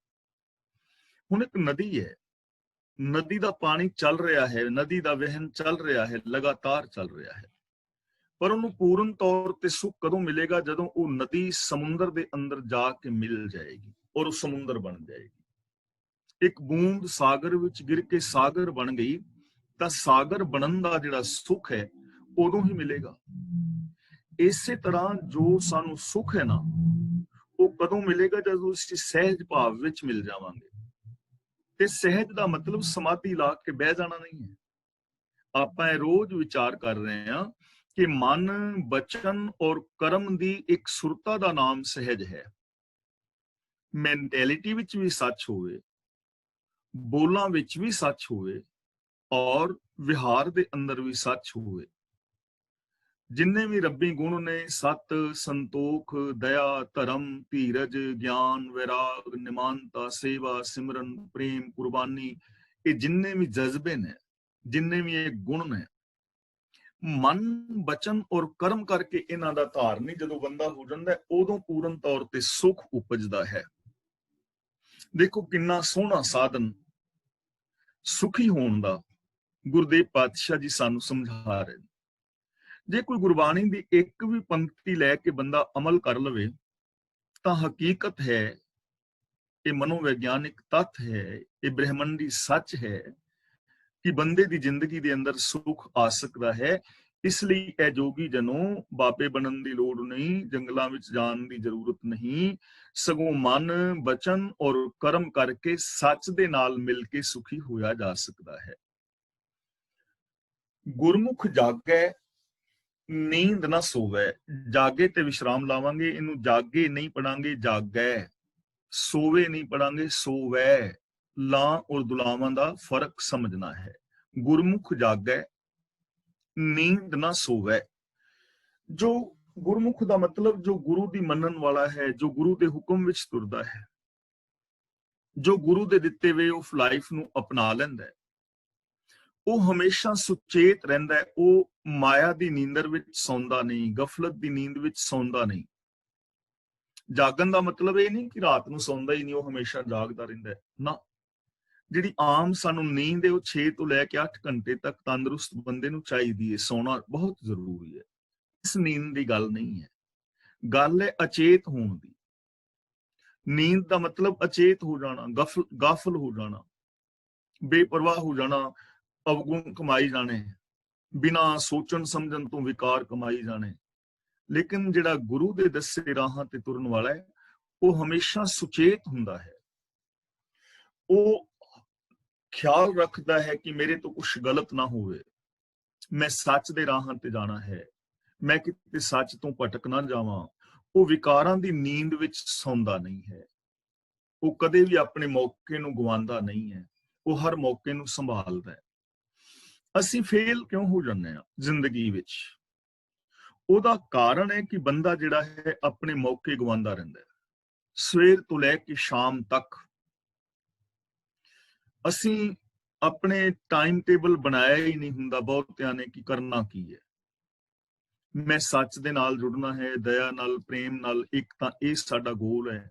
ਦੂਜਾ, ਸਾਡਾ ਦਿਨ ਦੇ ਵਿੱਚ ਅਸੀਂ ਕਰਨਾ ਕੀ ਹੈ? ਕੁਛ ਵੀ ਨਹੀਂ, ਵਿਹਲੇ ਬੈਠੇ ਹਾਂ ਤੇ ਸਾਰਾ ਦਿਨ ਵਿਹਲੇ ਬੈਠੇ ਹਾਂ, ਤਾਸ਼ ਕੁੱਟ ਰਹੇ ਹਾਂ ਤੇ ਤਾਸ਼ ਹੀ ਕੁੱਟੀ ਜਾ ਰਹੇ ਹਾਂ। ਜੇ ਕਿਤੇ ਸੁੱਤੇ ਹਾਂ ਤੇ ਸੁੱਤੇ ਹੀ ਹਾਂ, ਯਾਨੀ ਅਚੇਤ ਹੀ ਆ ਨਾ, ਆਪਣਾ ਮੌਕਾ ਗਵਾ ਰਹੇ ਹਾਂ। ਤਾਂ ਜੇ ਕੰਮ ਹੈ ਤਾਂ ਆਪਣੀ ਕਿਰਤ ਤਾਂ ਜਿਹੜੇ ਕਰ ਰਹੇ ਨੇ ਉਹ ਕਰ ਰਹੇ ਨੇ। ਜਦੋਂ ਅਸੀਂ ਕਿਰਤ ਤੋਂ ਵਿਹਲੇ ਹਾਂ, ਆਰਾਮ ਕਰਨ ਤੋਂ ਬਾਅਦ ਜਿਹੜਾ ਸਾਡੇ ਕੋਲ ਸਮਾਂ ਹੈ, ਤਾਂ ਥੋੜਾ ਕੋਈ ਪੁਸਤਕ ਲੈ ਕੇ ਪੜ੍ਹ ਲਓ। ਪੁਸਤਕਾਂ ਬਹੁਤ ਚੰਗੀਆਂ ਸਾਥੀ ਨੇ ਸਾਡੇ ਜੀਵਨ ਦੀਆਂ, ਸਾਨੂੰ ਕੁਛ ਨਾ ਕੁਛ ਦੇ ਕੇ ਜਾਣਗੀਆਂ। ਗੁਰਬਾਣੀ ਦੇ ਅਰਥ ਭਾਵ ਪੜ੍ਹ ਲਓ। ਹੋਰ ਕੋਈ ਆਪਣੇ ਘਰ ਦਾ ਛੋਟਾ ਮੋਟਾ ਕੰਮ ਕਰ ਲਓ, ਸਫਾਈ ਕਰ ਲਓ, ਕੁਛ ਚੰਗਾ ਸੋਚ ਲਓ, ਪੋਜ਼ਿਟਿਵ ਸੋਚ ਲਓ। ਕਿਸੇ ਬੱਚੇ ਦੇ ਨਾਲ ਬੈਠ ਕੇ ਗੱਲਬਾਤ ਕਰ ਲਓ, ਉਹਨੂੰ ਕੋਈ ਚੰਗੀ ਗੱਲ ਸਿਖਾ ਦਿਓ। ਯਾਨੀ ਜੋ ਗੁਰਮੁਖ ਇਨਸਾਨ ਹੈ ਉਹ ਚੇਤ ਨਹੀਂ ਹੁੰਦਾ, ਉਹ ਹਮੇਸ਼ਾ ਸੁਚੇਤ ਰਹਿੰਦਾ ਹੈ। ਸੁਨ ਸ਼ਬਦ ਅਪਰੰਪਰ ਧਾਰੈ। ਸੁਨ ਸ਼ਬਦ, ਹੁਣ ਇੱਥੇ ਸੁਨ ਦਾ ਸ਼ਬਦ, ਇੱਥੇ ਸੁਨ ਦੇ ਨੰਨੇ ਥੱਲੇ ਔਂਕੜ ਨਹੀਂ ਹੈ, ਸ਼ਬਦ ਦੇ ਦੱਦੇ ਥੱਲੇ ਔਂਕੜ ਹੈ, ਜਿਸ ਦਾ ਮਤਲਬ ਸੁਨ ਦਾ ਸ਼ਬਦ। ਸੁਨ ਦਾ ਇੱਥੇ ਮਤਲਬ ਹੈ ਨਿਰਗੁਣ ਸਰੂਪ ਰੱਬ ਜਿਹੜਾ ਹੈ। ਸ਼ਬਦ ਦਾ ਅਰਥ ਹੈ ਇੱਥੇ ਸਿਫਤ ਸਲਾਹ। ਅਪਰੰਪਰ ਦਾ ਮਤਲਬ ਅਪਰੰਪਰ ਵਿੱਚ, ਬੇਅੰਤ ਪ੍ਰਭੂ ਵਿੱਚ। ਜੇ ਅਪਰੰਪਰ ਦੇ ਰਾਰੇ ਥੱਲੇ ਔਂਕੜ ਹੁੰਦਾ ਤਾਂ ਫਿਰ ਇਹ ਅਪਰੰਪਰ ਸ਼ਬਦ ਕਰਤਾ ਕਾਰਕ ਇੱਕ ਵਚਨ ਹੋਣਾ ਸੀ। ਪਰ ਇੱਥੇ ਅਪਰੰਪਰ ਦੇ ਰਾਰੇ ਨਾਲ ਸਿਹਾਰੀ ਆਣ ਕਰਕੇ ਇਹਦਾ ਮਤਲਬ ਬਣ ਗਿਆ ਹੈ ਅਪਰੰਪਰ ਵਿੱਚ, ਰੱਬ ਵਿੱਚ। ਤਾਂ ਪ੍ਰਭੂ ਦੀ ਸਿਫਤ ਸਲਾਹ ਦੀ ਜਿਹੜੀ ਬਾਣੀ ਹੈ ਨਾ, ਉਹਨੂੰ ਪ੍ਰਭੂ ਦੇ ਵਿੱਚ ਟਿਕਾਈ ਰੱਖਦੀ ਹੈ। ਸੁਨ ਸ਼ਬਦ ਦਾ ਮਤਲਬ ਰੱਬ ਦੀ ਸਿਫਤ ਸਲਾਹ। ਅਪਰੰਪਰ ਧਾਰੈ, ਧਾਰੇ ਦਾ ਮਤਲਬ ਟਿਕਾਈ ਰੱਖਦੀ ਹੈ, ਉਹਨੂੰ ਪ੍ਰਭੂ ਦੇ ਵਿੱਚ ਹੀ ਟਿਕਾਈ ਰੱਖਦੀ ਹੈ। ਹੁਣ ਇਹ ਚੀਜ਼ ਨਾ ਸਮਝਣ ਵਾਲੀ ਹੈ। ਸੁਨ ਸ਼ਬਦ ਦਾ ਮਤਲਬ ਪ੍ਰਭੂ ਦੀ ਸਿਫਤ ਸਲਾਹ, ਰੱਬੀ ਗੁਣ। ਹੁਣ ਜਿਹੜਾ ਬੰਦਾ ਗੁਣਾਂ ਦੀ ਗੱਲ ਹੀ ਕਰ ਰਿਹਾ ਹੈ, ਜਦੋਂ ਉਹਨੇ ਸੋਚਣਾ ਹੈ ਤਾਂ ਉਹਦੀ ਸੋਚ ਵਿੱਚ ਗੁਣ ਨੇ, ਬੋਲਣਾ ਹੈ ਤਾਂ ਬੋਲਾਂ ਵਿੱਚ ਗੁਣ ਨੇ, ਕਰਮ ਕਰਨਾ ਹੈ ਤੇ ਕਰਮ ਗੁਣਾਂ ਵਾਲੇ ਨੇ, ਤੇ ਇਹ ਗੁਣ ਹੀ ਰੱਬ ਨੇ। ਫਿਰ ਉਹ ਰੱਬ ਦੇ ਵਿੱਚ ਟਿਕਿਆ ਰਿਹਾ ਨਾ। ਦੇਖੋ ਕਿੰਨਾ ਸੌਖਾ ਸਾਧਨ ਹੈ ਰੱਬ ਦੇ ਵਿੱਚ ਟਿਕਣ ਦਾ, ਰੱਬ ਵਿੱਚ ਮਿਲਣ ਦਾ। ਕਿੰਨਾ ਸੌਖਾ ਸਾਧਨ ਹੈ ਕਿ ਸਿਰਫ ਪੋਜ਼ਿਟਿਵ ਸੋਚ ਰੱਖਣੀ ਹੈ, ਸਕਾਰਾਤਮਕ, ਗੁਣਾਤਮਕ। ਨਿਰਾਸ਼ਾਵਾਦੀ ਨਹੀਂ ਹੋਣਾ, ਅਵਗੁਣਾਂ ਦੀ ਗੱਲ ਨਹੀਂ ਕਰਨੀ। ਸੱਚ ਦੀ, ਦਇਆ ਦੀ, ਧਰਮ ਦੀ, ਪ੍ਰੇਮ ਦੀ, ਨਿਰਭੈਤਾ ਦੀ, ਨਿਰਵੈਰਤਾ ਦੀ। ਜਦੋਂ ਅਸੀਂ ਪ੍ਰਭੂ ਦੀ ਸਿਫਤ ਸਲਾਹ ਕਰਾਂਗੇ ਤਾਂ ਉਹ ਸਿਫਤ ਸਲਾਹ ਸਾਨੂੰ ਰੱਬ ਦੇ ਅੰਦਰ ਟਿਕਾਈ ਰੱਖੇਗੀ। ਉਹਦੇ ਵਾਸਤੇ ਵੱਖਰੀਆਂ ਸਮਾਧੀਆਂ ਦੀ ਲੋੜ ਨਹੀਂ ਹੈ। ਜ਼ਿੰਦਗੀ ਐਸ਼ ਢੰਗ ਨਾਲ ਜੀਣੀ ਹੈ। ਕਹਤੇ ਮੁਕਤ ਸ਼ਬਦ ਨਿਸਤਾਰੈ। ਇਹ ਜਿਹੜਾ ਬਾਣੀ ਹੈ ਨਾ, ਬਾਣੀ, ਇਹਨੂੰ ਉਚਾਰ ਕੇ ਜੋ ਗੁਰਮੁਖ ਇਨਸਾਨ ਹੈ, ਕਹਿਣ ਵਾਲਾ, ਮੁਕਤ ਦਾ ਮਤਲਬ ਹਉਮੈ ਤੋਂ ਮੁਕਤ ਹੋ ਜਾਂਦਾ ਹੈ, ਵਿਕਾਰਾਂ ਤੋਂ ਆਜ਼ਾਦ ਹੋ ਜਾਂਦਾ ਹੈ। ਹੁਣ ਮੁਕਤੀ ਕੀ ਹੈ? ਵਿਕਾਰਾਂ ਤੋਂ ਆਜ਼ਾਦ ਹੋਣਾ। ਆਮ ਜੋ ਇਨਸਾਨ ਹੈ ਉਹ ਕਿਸੇ ਨਾ ਕਿਸੇ ਵਿਕਾਰ ਦੇ ਵਿੱਚ ਉਹਦੀ ਸੁਰਤ ਜਕੜੀ ਹੋਈ ਹੈ। ਕੋਈ ਹਉਮੈ ਵਿੱਚ ਜਕੜਿਆ ਹੈ, ਕੋਈ ਕ੍ਰੋਧ ਵਿੱਚ ਜਕੜਿਆ ਹੈ, ਕੋਈ ਲੋਭ ਦੇ ਅੰਦਰ ਜਕੜਿਆ ਹੈ, ਕੋਈ ਮੋਹ ਦੇ ਅੰਦਰ ਜਕੜਿਆ ਹੈ। ਕਿਉਂਕਿ ਜਕੜੇ ਪਏ ਨੇ ਲੋਕ। ਤੇ ਜਿਹੜੇ ਗੁਣਾਂ ਦੀ ਗੱਲ ਕਰਦੇ ਨੇ ਉਹ ਇਹਨਾਂ ਵਿਕਾਰਾਂ ਤੋਂ ਮੁਕਤ ਹੋ ਜਾਣਗੇ। ਸ਼ਬਦ ਨਿਸਤਾਰੇ, ਇੱਥੇ ਸ਼ਬਦ ਦੇ ਦੱਦੇ ਨਾਲ ਸਿਹਾਰੀ ਹੈ, ਸ਼ਬਦ ਦੇ ਰਾਹੀਂ ਨਿਸਤਾਰੈ, ਦੂਜਿਆਂ ਨੂੰ ਵੀ ਮੁਕਤ ਕਰਾਂਦਾ ਹੈ। ਕਹਤੇ ਮੁਕਤ ਸ਼ਬਦ ਨਿਸਤਾਰੈ, ਜੋ ਇਸ ਬਾਣੀ ਨੂੰ ਕਹਿੰਦਾ ਹੈ, ਸਿਫਤ ਸਲਾਹ ਦੀ ਬਾਣੀ ਨੂੰ ਕਹਿੰਦਾ ਹੈ, ਪ੍ਰਭੂ ਦੀ ਸਿਫਤ ਸਲਾਹ ਕਰਦਾ ਹੈ, ਗੁਰੂ ਦੇ ਸ਼ਬਦ ਮੁਤਾਬਕ ਜ਼ਿੰਦਗੀ ਜੀਂਦਾ ਹੈ, ਉਹ ਆਪ ਵੀ ਮੁਕਤ ਹੋ ਜਾਂਦਾ ਹੈ ਤੇ ਗੁਰੂ ਦੇ ਸ਼ਬਦ ਰਾਹੀਂ ਦੂਜਿਆਂ ਦਾ ਵੀ ਪਾਰ ਉਤਾਰਾ ਕਰਦਾ ਹੈ, ਦੂਜਿਆਂ ਨੂੰ ਵੀ ਵਿਕਾਰਾਂ ਚੋਂ ਕੱਢਦਾ ਹੈ, ਉਹਨਾਂ ਨੂੰ ਇਹ ਖਬਰਸਾਰ ਦਿੰਦਾ ਹੈ ਕਿ ਪਿਆਰਿਓ, ਗੁਰਬਾਣੀ ਮੁਤਾਬਕ ਜ਼ਿੰਦਗੀ ਜੀਵੋਗੇ, ਇਸ ਨੈਗੇਟਿਵਿਟੀ ਤੋਂ ਬਚ ਜਾਓਗੇ, ਹਾਰਾਂ ਤੋਂ ਬਚ ਜਾਓਗੇ, ਦੁੱਖਾਂ ਤੋਂ ਬਚ ਜਾਓਗੇ, ਚਿੰਤਾਵਾਂ ਤੋਂ ਬਚ ਜਾਓਗੇ, ਜੀਵਨ ਦੇ ਅੰਦਰ ਤੁਹਾਡੀ ਜਿੱਤ ਹੋਏਗੀ, ਤੁਹਾਡੀ ਸਕਾਰਾਤਮਕ ਸੋਚ ਹੋ ਜਾਏਗੀ, ਤੁਸੀਂ ਸੁਖੀ ਔਰ ਸ਼ਾਂਤ ਹੋ ਜਾਓਗੇ। ਦੂਜਿਆਂ ਨੂੰ ਇਸ ਉਪਦੇਸ਼ ਦੇ ਨਾਲ ਜੋੜਦਾ ਹੈ। ਗੁਰ ਕੀ ਦੀਖਿਆ ਸੇ ਸੱਚ ਰਾਤੇ, ਦੀਖਿਆ ਦਾ ਮਤਲਬ ਉਹ ਸਿੱਖਿਆ ਜਿਸ ਤਰ੍ਹਾਂ ਹੀ ਆਪਣੇ ਆਪ ਨੂੰ ਗੁਰੂ ਦੇ ਹਵਾਲੇ ਕਰੀਦਾ ਹੈ। ਗੁਰੂ ਦੀ ਸਿੱਖਿਆ, ਉਪਦੇਸ਼, ਸੇ ਦਾ ਮਤਲਬ ਉਹ ਤੇ ਸੱਚ ਦੇ ਚੱਚੇ ਨਾਲ ਸਿਹਾਰੀ ਹੈ, ਜਿਸ ਦਾ ਮਤਲਬ ਸੱਚ ਵਿੱਚ ਜਿਨ੍ਹਾਂ ਨੇ ਗੁਰੂ ਦੀ ਸਿੱਖਿਆ ਗ੍ਰਹਿਣ ਕੀਤੀ ਹੈ ਉਹ ਸੱਚੇ ਪ੍ਰਭੂ ਦੇ ਵਿੱਚ ਰੰਗੇ ਰਹਿੰਦੇ ਨੇ, ਸੱਚ ਦੇ ਨਾਲ ਰੰਗੇ ਰਹਿੰਦੇ ਨੇ, ਉਹਨਾਂ ਦੀ ਨਿਸ਼ਾਨੀ। ਜਿਨ੍ਹਾਂ ਨੇ ਗੁਰੂ ਦਾ ਉਪਦੇਸ਼ ਗ੍ਰਹਿਣ ਕੀਤਾ ਹੈ, ਗੁਰੂ ਉਪਦੇਸ਼ ਮੁਤਾਬਕ ਜ਼ਿੰਦਗੀ ਜੀਂਦੇ ਨੇ, ਉਹ ਹਮੇਸ਼ਾ ਸੱਚ ਦੇ ਅੰਦਰ ਰੰਗੇ ਰਹਿੰਦੇ ਨੇ, ਮਨ ਬਚਨ ਕਰਮ ਕਰਕੇ ਸੱਚੇ ਨੇ ਉਹ। ਤੇ ਸਚਿਆਰ ਹੋਣਾ ਹੀ ਸਾਡੀ ਜ਼ਿੰਦਗੀ ਦਾ ਏਮ ਹੈ। ਇੱਕੋ ਹੀ ਸਵਾਲ ਹੈ ਸਾਡੇ ਕੋਲ ਕਿ ਅਸੀਂ ਸਚਿਆਰ ਕਿਵੇਂ ਹੋਣਾ ਹੈ, ਕਿਉਂ ਸਚਿਆਰਾ ਹੋਈ ਹੈ, ਕਿ ਕੂੜੇ ਟੁੱਟੇ ਪਾਲ ਸਾਡੇ ਅੰਦਰੋਂ ਝੂਠ ਦੀਆਂ ਦੀਵਾਰਾਂ, ਕੂੜ ਦੀਆਂ ਦੀਵਾਰਾਂ, ਹਉਮੈ ਦੀਆਂ ਦੀਵਾਰਾਂ ਕਿਵੇਂ ਟੁੱਟ ਜਾਣ, ਤੇ ਅਸੀਂ ਮਨ ਬਚਨ ਕਰਮ ਕਰਕੇ ਸਚਿਆਰ ਕਿਵੇਂ ਹੋ ਜਾਈਏ। ਇਹ ਸਾਡਾ ਏਮ ਹੈ ਤੇ ਇਹਦੇ ਵਾਸਤੇ ਇੱਕੋ ਹੀ ਸਾਧਨ ਹੈ, ਹੁਕਮ ਰਜ਼ਾਈ ਚੱਲਣਾ। ਤਾਂ ਜੋ ਗੁਰੂ ਦੀ ਸਿੱਖਿਆ ਮੁਤਾਬਕ ਜ਼ਿੰਦਗੀ ਜੀਂਦੇ ਨੇ ਉਹ ਸੱਚ ਦੇ ਅੰਦਰ ਹਮੇਸ਼ਾ ਰੰਗੇ ਰਹਿੰਦੇ ਨੇ। ਨਾਨਕ ਆਪ ਗਵਾਏ ਮਿਲਣ ਨਹੀਂ ਭ੍ਰਾਂਤੇ, ਇਹਨੂੰ ਭਰਾਤੇ ਨਹੀਂ ਪੜਨਾ, ਭ੍ਰਾਂਤੇ। ਭ੍ਰਾਂਤੇ ਦਾ ਮਤਲਬ ਹੁੰਦਾ ਹੈ ਭ੍ਰਾਂਤੀ, ਭਟਕਣਾ। ਜੇ ਭਰਾਤੇ ਪੜਾਂਗੇ ਤੇ ਭਰਾਤਾ ਦਾ ਮਤਲਬ ਹੁੰਦਾ ਹੈ ਭਰਾ। ਭ੍ਰਾਂਤੇ, ਭ੍ਰਾਂਤੇ ਦਾ ਮਤਲਬ ਭ੍ਰਾਂਤੀ ਤੋਂ ਬਣਿਆ ਹੈ ਸ਼ਬਦ, ਭ੍ਰਾਂਤੀ, ਭ੍ਰਾਂਤੇ। ਤਾਂ ਉਹ ਆਪ ਮਿਟਾ ਕੇ ਉਹਨਾਂ ਦਾ ਮੇਲ ਜਿਹੜਾ ਰੱਬ ਦੇ ਨਾਲ ਹੋ ਜਾਂਦਾ ਹੈ। ਆਪ ਗਵਾਏ ਮਿਲਣ, ਜਿਨ੍ਹਾਂ ਨੇ ਆਪਣਾ ਆਪਾ ਗਵਾਇਆ ਉਹ ਰੱਬ ਦੇ ਅੰਦਰ ਮਿਲ ਗਏ। ਕਿਵੇਂ ਮਿਲ ਜਾਂਦੇ ਨੇ? ਬੜੇ ਪਿਆਰ ਦੇ ਨਾਲ ਗੁਰੂ ਜੀ ਨੇ ਸਾਨੂੰ ਸਮਝਾਇਆ ਹੈ। ਸੂਰਜ ਕਿਰਨ ਮਿਲੇ ਜਲ ਕਾ ਜਲ ਹੁਆ ਰਾਮ, ਜੋਤੀ ਜੋਤ ਰਲੀ ਸੰਪੂਰਨ ਥੀ ਆਰਾਮ। ਹੁਣ ਇਸ ਪੰਕਤੀ ਦਾ ਅਰਥ ਕਰਨ ਲੱਗਿਆਂ ਕਈ ਵੀਰਾਂ ਨੇ ਇਹ ਅਰਥ ਕਰ ਦਿੱਤਾ ਹੈ ਕਿ ਜਿਵੇਂ ਸੂਰਜ ਦੀ ਕਿਰਨ ਸੂਰਜ ਵਿੱਚ ਮਿਲ ਜਾਂਦੀ ਹੈ, ਐਵੇਂ ਜੋਤ ਵਿੱਚ ਜੋਤ ਮਿਲ ਜਾਂਦੀ ਹੈ। ਪਰ ਇਹਦਾ ਮੀਨਿੰਗ ਇਹ ਨਹੀਂ ਹੈ ਕਿ ਸੂਰਜ ਦੀ ਕਿਰਨ ਸੂਰਜ ਵਿੱਚ ਮਿਲ ਜਾਂਦੀ ਹੈ ਨਾ। ਸੂਰਜ ਦੀ ਕਿਰਨ ਸੂਰਜ ਨਾਲੋਂ ਕਦੇ ਨਿਖੜੀ ਹੀ ਨਹੀਂ, ਸੂਰਜ ਦੇ ਨਾਲ ਮਿਲ ਗਈ ਹੋਈ ਹੈ। ਹੁਣ ਇੱਥੇ ਨਾ ਸਮਝਣ ਦੀ ਗੱਲ ਹੈ ਕਿ ਆਕਾਸ਼ ਦੇ ਵਿੱਚੋਂ ਗੜੇ ਡਿੱਗਦੇ ਨੇ ਨਾ। ਇੱਕ ਗੜਾ ਡਿੱਗਿਆ ਆਕਾਸ਼ ਤੋਂ, ਹੁਣ ਸਮੁੰਦਰ ਦੇ ਜਾਂ ਕਿਸੇ ਦਰਿਆ ਦੇ ਕਿਨਾਰੇ ਤੇ ਡਿੱਗਿਆ ਹੋਇਆ ਹੈ ਤੇ ਦਰਿਆ ਦਾ ਸਮੁੰਦਰ ਦਾ ਰੂਪ ਹੁੰਦਾ ਹੋਇਆ ਉਹ ਗੜਾ ਸਮੁੰਦਰ ਤੋਂ ਪਾਣੀ ਤੋਂ ਵੱਖਰਾ ਪਿਆ ਹੋਇਆ, ਵੱਖਰਾ ਪਿਆ ਹੋਇਆ। ਹੁਣ ਉਹ ਸਮੁੰਦਰ ਦਾ ਰੂਪ ਹੋ ਸਕਦਾ ਹੈ ਜੇ ਉਹ ਖੁਰ ਜਾਏ, ਗਲ ਜਾਏ।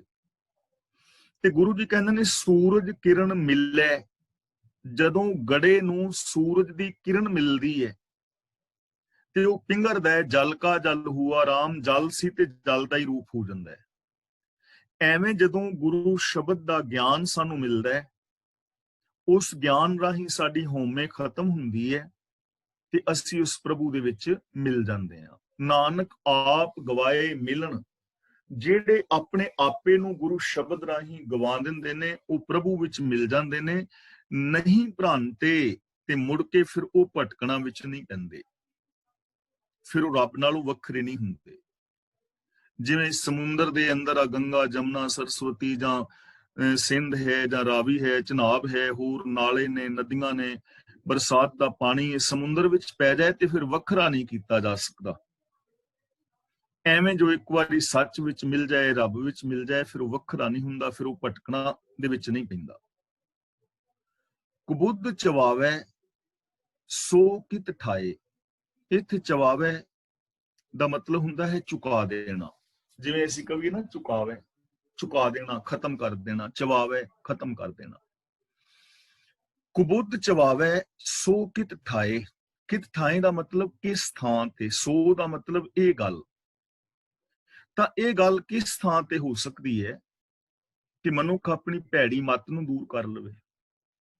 ਇਹ ਕਿਵੇਂ ਹੋ ਸਕਦਾ ਹੈ ਕਿ ਮਨੁੱਖ ਦੀ ਭੈੜੀ ਮੱਤ ਖਤਮ ਹੋ ਜਾਏ, ਇਹਨੂੰ ਸੁਮੱਤ ਮਿਲ ਜਾਏ? ਇਹ ਸਵਾਲ ਹੈ ਸਿੱਧਾਂ ਦਾ, ਯਾਦ ਰੱਖਣਾ। ਇਹ ਸਵਾਲ ਹੈ ਕੁਬੁੱਧ ਚਵਾਵੈ ਸੋ ਕਿਤ ਠਾਏ। ਜਿੱਥੇ ਆਪਣੀ ਭੈੜੀ ਮੱਤ ਨੂੰ ਖਤਮ ਕਰ ਲਵੇ ਉਹ ਕਿਹੜੀ ਥਾਂ ਹੈ? ਕਿਉਂ ਤਤ ਨਾ ਬੁੱਝੈ ਚੋਟਾਂ ਖਾਏ। ਤੇ ਦੂਜਾ ਸਵਾਲ ਇਹ ਹੈ ਕਿ ਮਨੁੱਖ ਕਿਉਂ ਅਸਲੀਅਤ ਨਹੀਂ ਸਮਝਦਾ ਤੇ ਦੁਖੀ ਹੋ ਰਿਹਾ ਹੈ? ਤਤ ਦਾ ਮਤਲਬ ਅਸਲੀਅਤ। ਮਨੁੱਖ ਅਸਲੀਅਤ ਕਿਉਂ ਨਹੀਂ ਸਮਝਦਾ? ਚੋਟਾਂ ਖਾਏ ਤੇ ਚੋਟਾਂ ਖਾ ਰਿਹਾ, ਦੁਖੀ ਹੋ ਰਿਹਾ। ਦੇਖੋ, ਬੜੇ ਗਜਬ ਦਾ ਸਵਾਲ ਹੈ। ਇਹ ਸਾਡੀ ਸਾਰਿਆਂ ਦੀ ਜ਼ਿੰਦਗੀ ਵਾਸਤੇ ਹੈ ਕਿ ਬੰਦਾ ਅਸਲੀਅਤ ਨੂੰ ਸਮਝ ਨਹੀਂ ਪਾ ਰਿਹਾ। ਆਪਣੇ ਘਰ ਪਰਿਵਾਰਾਂ ਵਿੱਚ ਵੇਖ ਲਓ, ਮੈਂ ਕਹਿ ਰਿਹਾ ਮੈਂ ਸੱਚਾ ਹਾਂ, ਮੇਰੇ ਪਰਿਵਾਰ ਦੇ ਜੀ ਕਹਿ ਰਹੇ ਨੇ ਅਸੀਂ ਸੱਚੇ ਹਾਂ। ਰਿਸ਼ਤਿਆਂ ਦੇ ਟੁੱਟਣ ਦਾ ਕਾਰਨ ਹੀ ਇਹ ਕਿ ਮੈਂ ਸੱਚਾ ਤੂੰ ਝੂਠਾ, ਮੈਂ ਸਹੀ ਤੂੰ ਗਲਤ। ਹੁਣ ਚੋਟਾਂ ਖਾ ਰਹੇ ਹਾਂ, ਅਸਲੀਅਤ ਨੂੰ ਨਹੀਂ ਨਾ ਸਮਝ ਪਾਏ। ਤੇ ਜੇ ਅਸੀਂ ਅਸਲੀਅਤ ਨੂੰ ਸਮਝ ਕੇ ਅਸਲੀਅਤ ਨੂੰ ਅਪਣਾ ਲਈਏ ਤਾਂ ਪਰਿਵਾਰ ਦੇ ਅੰਦਰ ਦੂਰੀਆਂ ਦਾ ਕੋਈ ਕਾਰਨ ਨਹੀਂ ਹੈ, ਸਮਾਜ ਵਿੱਚ ਦੂਰੀਆਂ ਦਾ ਕਾਰਨ ਨਹੀਂ ਹੈ। ਮਨੁੱਖ ਤੋਂ ਮਨੁੱਖ ਦੂਰ ਹੋਵੇ ਕੋਈ ਕਾਰਨ ਨਹੀਂ ਕਿ ਮਨੁੱਖ ਮਨੁੱਖ ਦਾ ਵੈਰੀ ਹੋ ਜਾਏ। ਅਸਲੀਅਤ ਨੂੰ ਨਾ ਜਾਣਨ ਕਰਕੇ ਹੀ ਇਹ ਕੁਛ ਹੈ। ਤਾਂ ਗੁਰੂ ਜੀ ਕਹਿੰਦੇ ਨੇ ਕਿਉਂ, ਗੁਰੂ ਜੀ ਅੱਗੇ ਸਵਾਲ ਰੱਖਣੇ ਨੇ ਕਿ ਮਨੁੱਖ ਕਿਉਂ ਨਹੀਂ ਤੱਤ ਨੂੰ ਸਮਝਦਾ ਔਰ ਚੋਟਾਂ ਖਾ ਰਿਹਾ। ਜਮਦਰ ਬੰਧੇ ਕੋਈ ਨਾ ਰੱਖੇ। ਹੁਣ ਜਮ ਦੇ ਦਰ ਤੇ ਬੱਧੇ ਹੋਏ ਦੀ ਕੋਈ ਸਹਾਇਤਾ ਨਹੀਂ ਕਰ ਰਿਹਾ, ਕੋਈ ਉਹਨੂੰ ਬਚਾ ਨਹੀਂ ਸਕਦਾ। ਤੇ ਜਮਾਂ ਦਾ ਦਰ ਕਿਹੜਾ, ਮਰਨ ਤੋਂ ਬਾਅਦ ਨਹੀਂ। ਐਸੇ ਜ਼ਿੰਦਗੀ ਵਿੱਚ ਜਮ ਦਾ ਮਤਲਬ ਆਤਮਕ ਮੌਤ। ਆ ਜਿੰਨੇ ਵੀ ਵਿਕਾਰ ਨੇ, ਕਾਮ, ਕ੍ਰੋਧ, ਲੋਭ, ਮੋਹ, ਹੰਕਾਰ, ਆਸਾ, ਤ੍ਰਿਸ਼ਨਾ, ਚੁਗਲੀ, ਨਿੰਦਾ, ਝੂਠ, ਫਰੇਬ, ਚੋਰੀਆਂ, ਯਾਰੀਆਂ, ਬੇਈਮਾਨੀਆਂ, ਠੱਗੀਆਂ, ਪਹਿਨਾਮੀਆਂ, ਪਾਪ, ਅਪਰਾਧ, ਮੇਰ ਤੇਰ, ਭਰੂਣ ਹੱਤਿਆ, ਜਾਤੀਵਾਦ, ਲੜਾਈ, ਦੰਗੇ, ਫਸਾਦ, ਇਹ ਸਾਰੇ ਜਾਮੀ ਤੇ ਹੈ ਨੇ।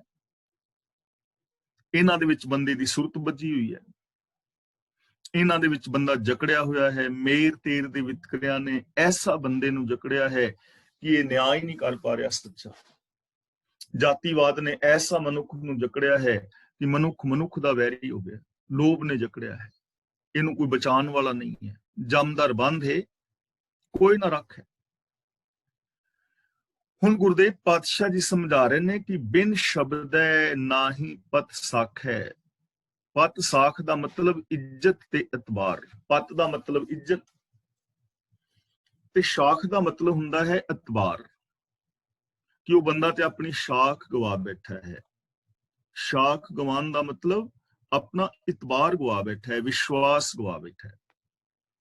ਤੇ ਜਿਸ ਬੰਦੇ ਦਾ ਵਿਸ਼ਵਾਸ ਗਵਾਚ ਜਾਏ ਉਹਦੇ ਵਾਸਤੇ ਬਹੁਤ ਔਖੀ ਬਣ ਜਾਂਦੀ।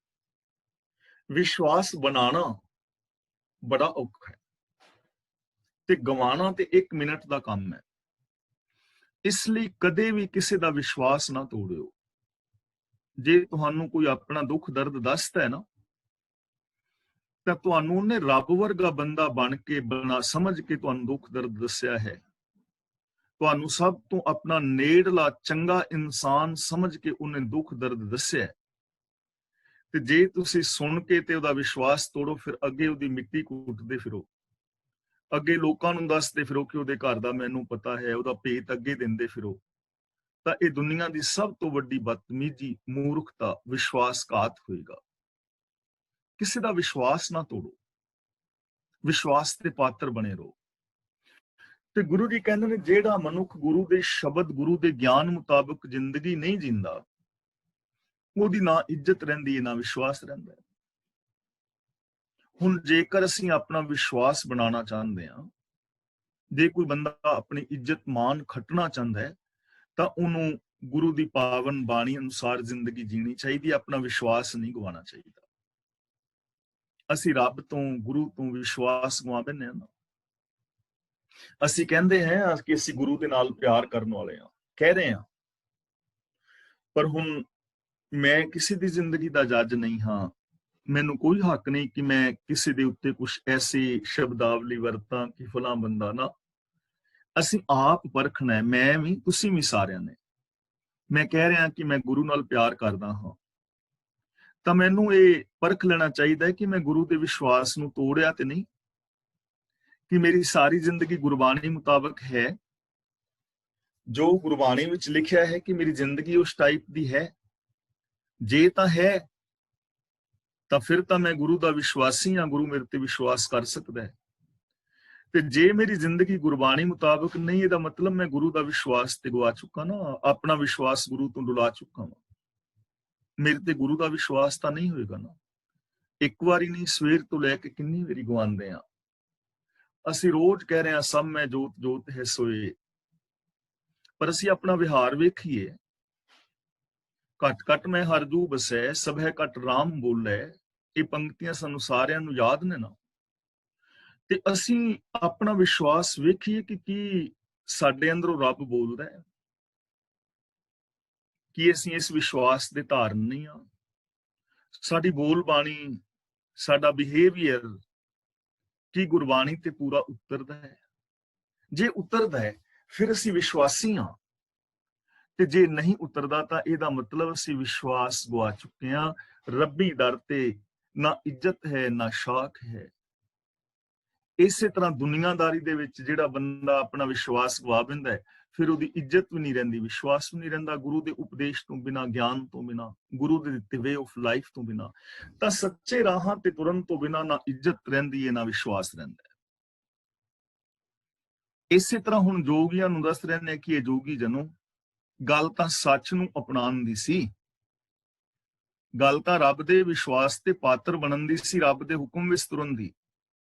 ਇਹ ਸਮਾਧੀਆਂ ਲਾਉਣ ਨਾਲ ਜਾਂ ਜੰਗਲਾਂ ਵਿੱਚ ਫਿਰਨ ਦੇ ਨਾਲ ਥੋੜੀ ਐਸੀ ਜ਼ਿੰਦਗੀ ਬਣਨੀ।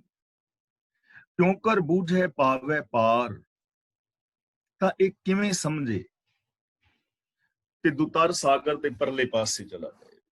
ਹੁਣ ਦੁਤਰ ਸਾਗਰ ਜਾਂ ਸੰਸਾਰ ਸਾਗਰ ਜਾਂ ਭਵ ਸਾਗਰ ਕੀ ਹੈ, ਇਹ ਆਪਾਂ ਰੋਜ਼ ਵਿਚਾਰ ਰਹੇ ਹਾਂ।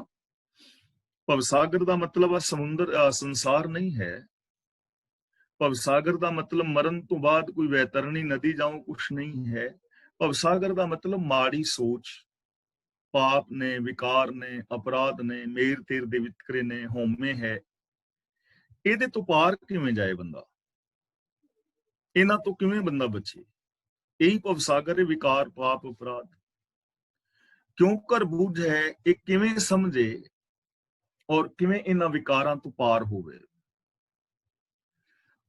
ਨਾਨਕ ਮਨਮੁਖ ਨਾ ਬੁਝੈ ਗਵਾਰ, ਨਾਨਕ ਤੇ ਰੁਕ ਜਾਣਾ ਹੈ। ਨਾਨਕ ਮਨਮੁਖ ਨਾ ਬੁਝੈ ਗਵਾਰ। ਗੁਰੂ ਜੀ ਜਵਾਬ ਦੇ ਰਹੇ ਨੇ ਇਹਦਾ, ਜਿਹੜਾ ਪੁੱਛਿਆ ਨਾ ਵੀ ਕਿਵੇਂ ਪਾਰ ਉਤਰੇ, ਤਾਂ ਗੁਰੂ ਜੀ ਕਹਿੰਦੇ ਨੇ ਆਪ ਹੁਦਰੇ ਮੂਰਖ ਨੂੰ ਸਮਝ ਪ੍ਰਾਪਤ ਨਹੀਂ ਹੁੰਦੀ। ਆਪ ਹੁਦਰਾ ਜੋ ਮਨੁੱਖ ਹੈ ਨਾ, ਮਨਮੁਖ, ਮਨਮੁਖ ਦਾ ਮਤਲਬ ਜੋ ਗੁਰੂ ਦੀ ਸਿੱਖਿਆ ਮੁਤਾਬਕ ਜ਼ਿੰਦਗੀ ਨਹੀਂ ਜੀ ਰਿਹਾ, ਆਪ ਹੁਦਰਾ ਹੈ, ਆਪਣੀ ਮਰਜ਼ੀ ਕਰਦਾ ਹੈ। ਤੇ ਆਪ ਹੁਦਰੇ ਦੀਆਂ ਕੀ ਨਿਸ਼ਾਨੀਆਂ ਨੇ? ਸਮਾਜਿਕ ਨਿਯਮਾਂ ਨੂੰ ਤੋੜੇਗਾ, ਧਾਰਮਿਕ ਨਿਯਮਾਂ ਨੂੰ ਤੋੜੇਗਾ, ਕਿਸੇ ਦੇਸ਼ ਦੇ ਕਾਨੂੰਨਾਂ ਨੂੰ ਤੋੜੇਗਾ, ਪਰਿਵਾਰਕ ਨਿਯਮਾਂ ਨੂੰ ਤੋੜੇਗਾ। ਉਹਦੇ ਅੰਦਰ ਇਨਸਾਨੀਅਤ ਨਹੀਂ ਹੋਏਗੀ, ਕਿਉਂਕਿ ਆਪ ਹੁਦਰਾ ਨਾ ਜੋ ਮਰਜ਼ੀ ਕਰੀ ਜਾ ਰਿਹਾ ਹੈ। ਤਾਂ ਜੋ ਗੁਰੂ ਗਿਆਨ ਮੁਤਾਬਕ ਜ਼ਿੰਦਗੀ ਨਹੀਂ ਜੀਂਦਾ, ਜੋ ਰੱਬੀ ਰਜ਼ਾ ਦੇ ਅੰਦਰ ਨਹੀਂ ਤੁਰਦਾ, ਉਹ ਇਸ ਜੀਵਨ ਨੂੰ ਨਹੀਂ ਸਮਝ ਪਾਉਂਦਾ। ਤਾਂ ਹੁਣ ਜਿਹੜੀ ਕਬੁੱਧ ਹੈ, ਜਿਹੜਾ ਪੁੱਛਿਆ ਸੀ ਨਾ ਵੀ ਇੱਕ ਬੁੱਧ ਕਿਵੇਂ ਮਿਟੇ, ਜਿਹੜਾ ਸਵਾਲ ਸੀ ਪਿੱਛੇ, ਉਹਦਾ ਹੁਣ ਉੱਤਰ ਦੇ ਰਹੇ ਨੇ। ਕੁਬੁੱਧ ਮਿਟੈ ਗੁਰ ਸ਼ਬਦ ਵਿਚਾਰ। ਕੱਕੇ ਥੱਲੇ ਔਰ ਬੱਬੇ ਥੱਲੇ ਦੋਵਾਂ ਔਂਕੜਾਂ ਦੀ ਆਵਾਜ਼ ਆਉਣੀ ਚਾਹੀਦੀ। ਕੁਬੁੱਧ, ਇਹਨੂੰ ਕਬੁੱਧ ਨਹੀਂ ਪੜਨਾ। ਕਈ ਵਾਰੀ ਅਸੀਂ ਕਬੁੱਧ ਜਦੋਂ ਪੜ੍ਹਦੇ ਹਾਂ ਤਾਂ ਕੱਕੇ ਦਾ ਔਂਕੜ ਛੁੱਟ ਜਾਂਦਾ। ਕਬੁੱਧ, ਹੁਣ ਕੱਕੇ ਥੱਲੇ ਔਂਕੜ ਨਹੀਂ ਬੋਲ ਰਿਹਾ, ਧਿਆਨ ਨਾਲ ਸੁਣਿਓ। ਕਬੁੱਧ, ਕਬੁੱਧ ਕਹਿਣ ਨਾਲ ਕੱਕੇ ਦਾ ਔਂਕੜ ਛੁੱਟ ਗਿਆ ਹੈ, ਇਹਨੂੰ ਕੂ ਕਰਕੇ ਬੋਲਣਾ, ਕੁਬੁੱਧ, ਕੂ। ਇਹਨੂੰ ਬੋਲਾਂਗੇ ਕੁਬੁੱਧ ਮਿਟੈ ਗੁਰ ਸ਼ਬਦ ਵਿਚਾਰ। ਕੁਬੁੱਧ ਦਾ ਮਤਲਬ ਭੈੜੀ ਮੱਤ, ਖੋਟੀ ਮੱਤ। ਕਿ ਸਤਿਗੁਰ ਦਾ ਸ਼ਬਦ ਵਿਚਾਰਦਿਆਂ ਜਿਹੜੀ ਭੈੜੀ ਮੱਤ ਹੈ ਉਹ ਖਤਮ ਹੋ ਜਾਂਦੀ ਹੈ। ਜੇ ਅਸੀਂ ਗੁਰੂ ਤੋਂ ਸੱਚਾ ਗਿਆਨ ਲਵੀਏ, ਗੁਰੂ ਦੇ ਸ਼ਬਦ ਦੀ ਵਿਚਾਰ ਕਰੀਏ ਔਰ ਗੁਰੂ ਸ਼ਬਦ ਦੀ ਵਿਚਾਰ ਨੂੰ ਆਪਣੇ ਵਿਚਾਰ ਵਿੱਚ ਵਸਾ ਲਈਏ ਮਨ ਵਿੱਚ, ਤਾਂ ਸਾਡੀ ਕੁਬੁੱਧ ਮਿਟ ਸਕਦੀ ਹੈ, ਭੈੜੀ ਮੱਤ ਖਤਮ ਹੋ ਸਕਦੀ ਹੈ। ਦੇਖੋ ਕਿੰਨਾ ਸੌਖਾ ਸਾਧਨ ਹੈ ਸਿੱਖ ਦੇ ਕੋਲ, ਕਿੰਨਾ ਸੌਖਾ ਰਾਸਤਾ ਹੈ। ਗੁਰੂ ਦਾ ਸ਼ਬਦ, ਗੁਰੂ ਗਿਆਨ, ਗੁਰੂ ਦਾ ਦਿੱਤਾ ਵੇ ਆਫ ਲਾਈਫ, ਤੇ ਗੁਰੂ ਦੇ ਸ਼ਬਦ ਦੀ ਅਸੀਂ ਗੁਰਬਾਣੀ ਦੀ ਜੇ ਵਿਚਾਰ ਕਰਕੇ ਆਪਣਾ ਜੀਵਨ ਜੀਵੀਏ ਤਾਂ ਖੋਟੀ ਮੱਤ ਖਤਮ ਹੋ ਜਾਏਗੀ। ਤੇ ਜੇ ਖੋਟੀ ਮੱਤ ਖਤਮ ਹੋ ਜਾਏ ਤਾਂ ਪਾਪ ਵਿਕਾਰ ਅਪਰਾਧ ਨਹੀਂ ਰਹਿਣਗੇ, ਘਰਾਂ ਦੇ ਕਲੇਸ਼ ਮਿਟ ਜਾਣਗੇ, ਸੰਸਾਰ ਚੋਂ ਕਲੇਸ਼ ਮਿਟ ਜਾਏਗਾ, ਸਾਡੀ ਪਰਸਨਲ ਲਾਈਫ, ਸਾਡੀ ਸੋਸ਼ਲ ਲਾਈਫ, ਫੈਮਿਲੀ ਲਾਈਫ ਸਵਰਗ ਹੋ ਸਕਦੀ ਹੈ। ਕਿੰਨਾ ਸੌਖਾ ਸਾਧਨ ਹੈ। ਪਰ ਆਮ ਜਨਤਾ, ਆਮ ਲੋਕਾਈ ਗੁਰੂ ਸ਼ਬਦ, ਗੁਰੂ ਗਿਆਨ ਦੀ ਵਿਚਾਰ ਤੋਂ ਸਖਣੀ ਹੋਣ ਕਰਕੇ ਕਿਵੇਂ ਆਪਣੇ ਜੀਵਨ ਨੂੰ ਕਿੰਨਾ ਹਾਰਡ ਕੀਤਾ ਹੋਇਆ ਹੈ, ਕੰਪਲਿਕੇਟਡ ਜੀਵਨ ਜੀ ਰਹੇ ਨੇ, ਕਿੰਨਾ ਦੁਖਦਾਈ ਜੀਵਨ ਹੈ ਉਹ, ਚਾਹੇ ਮੇਰਾ ਹੈ, ਤੁਹਾਡਾ ਹੈ, ਕਿਸੇ ਦਾ ਵੀ ਹੈ। ਗੁਰੂ ਸ਼ਬਦ ਦੇ ਵਿਚਾਰ ਤੋਂ ਬਿਨਾਂ, ਗਿਆਨ ਤੋਂ ਬਿਨਾਂ, ਸੂਝ ਤੋਂ ਬਿਨਾਂ ਬੰਦਾ ਜ਼ਿੰਦਗੀ ਬਰਬਾਦ ਕਰਦਾ ਹੈ। ਤਾਂ ਗੁਰੂ ਜੀ ਕਹਿੰਦੇ ਨੇ ਖੋਟੀ ਜਿਹੜੀ ਮੱਤ ਹੈ ਨਾ, ਇਹ ਗੁਰੂ ਦੇ ਸ਼ਬਦ ਦੀ ਵਿਚਾਰ ਰਾਹੀਂ ਮਿਟ ਜਾਂਦੀ ਹੈ। ਇਸ ਲਈ ਇਹ ਸਿੱਧ ਜਨੋ, ਜੰਗਲਾਂ ਵਿੱਚ ਭਟਕਣ ਦੀ ਲੋੜ ਨਹੀਂ, ਬਾਬੇ ਬਣਨ ਦੀ ਲੋੜ ਨਹੀਂ, ਸਮਾਧੀਆਂ ਲਾਉਣ ਦੀ ਲੋੜ ਨਹੀਂ, ਪਹਾੜਾਂ ਤੇ ਚੜਨ ਦੀ ਲੋੜ ਨਹੀਂ, ਭੋਰਿਆਂ ਵਿੱਚ ਪੜਨ ਦੀ ਲੋੜ ਨਹੀਂ, ਮਾਲਾ ਫੇਰਨ ਦੀ ਲੋੜ ਨਹੀਂ, ਸਗੋਂ ਗੁਰੂ ਸ਼ਬਦ ਦੀ ਵਿਚਾਰ ਕਰਨ ਦੀ ਲੋੜ ਹੈ। ਗੁਰੂ ਸ਼ਬਦ ਮੁਤਾਬਕ ਜ਼ਿੰਦਗੀ ਜੀਣ ਦੀ ਜ਼ਰੂਰਤ ਹੈ। ਸਤਿਗੁਰ ਭੇਟੈ ਮੋਖ ਦੁਆਰ, ਭੇਟੈ, ਭੇਟੇ ਨਹੀਂ ਪੜਨਾ, ਦਿਲਾਵਾਂ, ਸਤਿਗੁਰ ਭੇਟੈ ਮੋਖ ਦੁਆਰ। ਮੋਖ ਦੁਆਰ ਦਾ ਮਤਲਬ ਮੁਕਤੀ ਦਾ ਰਾਹ। ਹੁਣ ਮੋਖ ਦੇ ਖੱਖੇ ਥੱਲੇ ਔਂਕੜ ਨਹੀਂ ਹੈ ਨਾ, ਕਿਉਂਕਿ ਮੋਖ ਔਰ ਦੁਆਰ ਦੇ ਦਰਮਿਆਨ ਸੰਬੰਧ ਕੀ ਪਦ ਹੈ ਦਾ ਔਰ ਸਾਈਲੈਂਟ ਹੈ, ਇਸ ਕਰਕੇ ਮੋਖ ਦੇ ਖੱਖੇ ਦਾ ਔਂਕੜ ਹਟਾ ਦਿੱਤਾ ਗਿਆ ਹੈ। ਸਤਿਗੁਰ ਭੇਟੈ, ਜਦੋਂ ਗੁਰੂ ਮਿਲ ਪੈਂਦਾ ਔਰ ਇਹਦੀ ਭੈੜੀ ਮੱਤ ਤੋਂ ਖੁਲਾਸੀ ਹੋ ਜਾਂਦੀ ਹੈ ਤਾਂ ਮੁਕਤੀ ਦਾ ਰਾਹ ਲੱਭ ਜਾਂਦਾ ਹੈ। ਇਹਨੂੰ ਮੁਕਤੀ ਦਾ ਰਾਹ ਦਿਸਦਾ ਹੈ ਕਿ ਇਹਨਾਂ ਵਿਕਾਰਾਂ ਤੋਂ ਬਚਣ ਦਾ ਰਾਸਤਾ ਸਾਫ਼ ਹੈ, ਸੱਚ ਨੂੰ ਅਪਣਾ ਲਵਾਂ, ਵਿਕਾਰਾਂ ਤੋਂ ਮੁਕਤੀ ਹੋ ਜਾਏਗੀ। ਮੁਕਤੀ ਮਰਨ ਤੋਂ ਬਾਅਦ ਥੋੜਾ ਹੈ। ਐਸੇ ਜ਼ਿੰਦਗੀ ਦੇ ਅੰਦਰ ਗੁਰੂ ਦੇ ਮਿਲਾਪ ਦੀ ਲੋੜ ਹੈ। ਗੁਰੂ ਦੇ ਦੱਸੇ ਰਾਹਾਂ ਦੇ ਉੱਤੇ ਤੁਰਨਾ ਹੀ ਮੁਕਤੀ ਦਾ ਰਾਸਤਾ ਹੈ। ਸਤਿਗੁਰ ਭੇਟੈ ਮੋਖ ਦੁਆਰ, ਗੁਰੂ ਮਿਲ ਪਿਆ, ਮੁਕਤੀ ਦਾ ਰਾਸਤਾ ਮਿਲ ਗਿਆ। ਗੁਰਬਾਣੀ ਦਾ ਰਾਸਤਾ, ਗੁਰਬਾਣੀ ਵਾਲਾ ਜੀਵਨ ਹੀ ਮੁਕਤੀ ਦਾ ਰਾਸਤਾ ਹੈ। ਮਰਨ ਤੋਂ ਬਾਅਦ ਮੁਕਤੀ ਦੀ ਵੇਟ ਕਰਨ ਦੀ ਲੋੜ ਨਹੀਂ, ਨਾ ਮਰਨ ਤੋਂ ਬਾਅਦ ਮੁਕਤੀ ਹੈ, ਜਿਉਂਦੇ ਜੀ ਮੁਕਤੀ ਹੈ, ਜਿਉਂਦੇ ਜੀ ਮੁਕਤ ਹੋਣਾ ਹੈ। ਤੇ ਇਸ ਜਿਉਂਦੇ ਜੀ ਮੁਕਤੀ ਵਾਸਤੇ ਸਮਾਧੀਆਂ ਦੀ ਜਾਂ ਮਾਲਾ ਫੇਰਨ ਦੀ ਜ਼ਰੂਰਤ ਨਹੀਂ। ਇਹਦੇ ਵਾਸਤੇ ਸਾਨੂੰ ਜੰਗਲਾਂ ਵਿੱਚ ਭਟਕਣ ਦੀ ਲੋੜ ਨਹੀਂ, ਬਾਬਿਆਂ ਦੇ ਡੇਰਿਆਂ ਤੇ ਜਾਣ ਦੀ ਲੋੜ ਨਹੀਂ, ਬਾਬੇ ਬਣਨ ਦੀ ਲੋੜ ਨਹੀਂ ਹੈ। ਸਿੱਧੀ ਜੀ ਗੱਲ ਹੈ ਕਿ ਗੁਰੂ ਦੱਸੇ ਰਾਹਾਂ ਤੇ ਤੁਰਨਾ ਹੈ। ਹੇ ਜੋਗੀ ਜਨੋ, ਜਦੋਂ ਗੁਰੂ ਦਾ ਮਿਲਾਪ ਹੁੰਦਾ ਹੈ ਤਾਂ ਮਨੁੱਖ ਨੂੰ ਮੁਕਤੀ ਦਾ ਦੁਆਰਾ ਮਿਲ ਪੈਂਦਾ, ਰਾਸਤਾ ਮਿਲ ਜਾਂਦਾ ਹੈ। ਤਤ ਨਾ ਚੀਨੈ ਮਨਮੁਖ ਜਲ ਜਾਏ, ਚੀਨੇ ਨਹੀਂ ਪੜਨਾ, ਚੀਨੈ। ਚੀਨੇ ਦਾ ਮਤਲਬ ਪਛਾਨਣਾ, ਤਤ ਨਾ ਚੀਨੈ, ਤਤ ਦਾ ਮਤਲਬ ਅਸਲੀਅਤ, ਮਨਮੁਖ ਦਾ ਮਤਲਬ ਆਪ ਹੁਦਰਾ ਮਨੁੱਖ, ਜਲ ਜਾਏ ਦਾ ਮਤਲਬ ਸੜ ਜਾਂਦਾ ਹੈ। ਜੋ ਮਨੁੱਖ ਮਨ ਦੇ ਪਿੱਛੇ ਤੁਰਦਾ ਹੈ ਪਰ ਅਸਲੀਅਤ ਨੂੰ ਨਹੀਂ ਪਛਾਣਦਾ, ਉਹ ਕੀ ਹੈ, ਮਨਮੁਖ ਜਲ ਜਾਏ, ਉਹ ਵਿਕਾਰਾਂ ਦੇ ਵਿੱਚ ਸੜ ਜਾਂਦਾ ਹੈ। ਅਸਲੀਅਤ ਨੂੰ ਨਹੀਂ ਪਛਾਣਦਾ, ਮਨ ਦੇ ਪਿੱਛੇ ਤੁਰੀ ਜਾ ਰਿਹਾ ਹੈ। ਮਨ ਦੇ ਅੰਦਰ ਵਿਚਾਰ ਆਈ ਸ਼ਰਾਬ ਪੀਣ ਦੀ, ਸ਼ਰਾਬ ਪੀ ਲਈ। ਚੋਰੀ ਕਰਨ ਦੀ ਵਿਚਾਰ ਆਈ, ਚੋਰੀ ਕਰਨ ਤੁਰ ਪਿਆ। ਕਿਸੇ ਨੂੰ ਮਾਰਨ ਦੀ ਆਈ ਤੇ ਵਿਚਾਰ ਤੇ ਉਹਨੂੰ ਮਾਰਨ ਲਈ ਤੁਰ ਪਿਆ। ਚੁਗਲੀ ਦੀ ਵਿਚਾਰ ਆਈ, ਚੁਗਲੀ ਕਰ ਲਈ, ਨਿੰਦਿਆ ਕਰ ਲਈ ਸਾਰਾ ਦਿਨ, ਤਾਂ ਉਹ ਵਿਕਾਰਾਂ ਦੇ ਅੰਦਰ ਸੜ ਜਾਏਗਾ। ਅਸਲੀਅਤ ਨੂੰ ਨਹੀਂ ਪਛਾਣਦਾ। ਇਸ ਲਈ ਅਸਲੀਅਤ ਨੂੰ ਪਹਿਚਾਨਣ ਦੀ ਜ਼ਰੂਰਤ ਹੈ। ਗੁਰੂ ਨਾਨਕ ਪਾਤਸ਼ਾਹ ਜੀ ਨੇ ਜਗਤ ਨੂੰ ਗਿਆਨ ਦੀ ਦਾਤ ਦਿੱਤੀ ਹੈ ਕਿ ਅਸਲੀਅਤ ਨੂੰ ਪਛਾਣੋ। ਜੋਗੀਆਂ ਨੂੰ ਕਹਿ ਰਹੇ ਨੇ ਕਿ ਅਸਲੀਅਤ ਨੂੰ ਪਛਾਣੋ। ਅਸਲੀਅਤ ਇਹ ਥੋੜੀ ਕਿ ਜੋਗੀ ਬਣ ਕੇ ਜੰਗਲਾਂ ਵਿੱਚ ਫਿਰੋ, ਐਵੇਂ ਤੇ ਸਮਾਜ ਚੱਲ ਹੀ ਨਹੀਂ ਨਾ ਸਕਦਾ। ਜੇ ਅਸੀਂ ਸਾਰੇ ਹੀ ਜੋਗੀ ਬਾਬੇ ਬਣ ਜਾਈਏ ਸਮਾਧੀਆਂ ਲਾ ਕੇ ਬਹਿ ਜਾਈਏ ਤਾਂ ਕੀ ਇਹ ਦੁਨੀਆ ਚੱਲੇਗੀ? ਖਾਣ ਨੂੰ ਕਿੱਥੋਂ ਮਿਲੇਗਾ? ਕਿਰਤ ਕੌਣ ਕਰੇਗਾ? ਰੋਟੀ ਕਿੱਥੋਂ ਪੈਦਾ ਹੋਏਗੀ? ਕੱਪੜੇ ਕਿੱਥੋਂ ਪੈਦਾ ਹੋਣਗੇ? ਇਹ ਜ਼ਿੰਦਗੀ ਐਵੇਂ ਥੋੜਾ ਚੱਲਦੀ ਹੈ। ਅਸਲੀਅਤ ਨੂੰ ਸਮਝਣ ਦੀ ਜ਼ਰੂਰਤ ਹੈ। ਅਸਲੀਅਤ ਕੀ ਹੈ? ਰਾਜਨੀਤਿਕ, ਧਾਰਮਿਕ, ਆਰਥਿਕ, ਸਮਾਜਿਕ, ਸਰੀਰਕ, ਮਾਨਸਿਕ, ਬੌਧਿਕ, ਆਤਮਕ, ਪਰਿਵਾਰਕ, ਵਿਵਹਾਰਕ ਤੌਰ ਤੇ ਜੋ ਜ਼ਿੰਦਗੀ ਜੀ ਰਹੇ ਹਾਂ ਉਹਦੀ ਅਸਲੀਅਤ ਕੀ, ਸੱਚ ਕੀ? ਜੇ ਬੰਦਾ ਸੱਚ ਨੂੰ ਜਾਣ ਲਵੇ ਤਾਂ ਵਿਕਾਰਾਂ ਤੋਂ ਬਚ ਜਾਂਦਾ ਹੈ, ਪਰ ਜਦੋਂ ਤੱਕ ਅਸਲੀਅਤ ਦੀ ਸਮਝ ਨਹੀਂ ਹੈ ਉਦੋਂ ਤੱਕ ਵਿਕਾਰਾਂ ਦੇ ਅੰਦਰ ਬੰਦਾ ਸੜਦਾ ਰਹੇਗਾ। ਮਿਸਾਲ ਵਜੋਂ ਹੁਣ ਅਸੀਂ ਤੀਰਥਾਂ ਤੇ ਨਹਾਉਂਦੇ ਹਾਂ, ਕਿਉਂ ਨਹਾ ਰਹੇ ਹਾਂ? ਆਮ ਕਰਕੇ ਬੰਦਾ ਇਹ ਸਮਝਦਾ ਹੈ ਕਿ ਤੀਰਥ ਵਿੱਚ ਨਹਾਉਣ ਦੇ ਨਾਲ ਪਾਪ ਲੈ ਜਾਣਗੇ, ਪੁੰਨ ਮਿਲੇਗਾ, ਪਰ ਇਹ ਅਸਲੀਅਤ ਨਹੀਂ ਹੈ। ਤੀਰਥ ਨਹਾਤਾ ਕਿਆ ਕਰੇ ਮਨ ਮੇ ਮੈਲ ਗੁਮਾਨ, ਅਸਲੀਅਤ ਇਹ ਹੈ। ਅਸਲੀਅਤ ਇਹ ਹੈ ਤੀਰਥ ਨਹਾਉਣ ਜਾਓ, ਤੀਰਥ ਨਾਮ ਹੈ।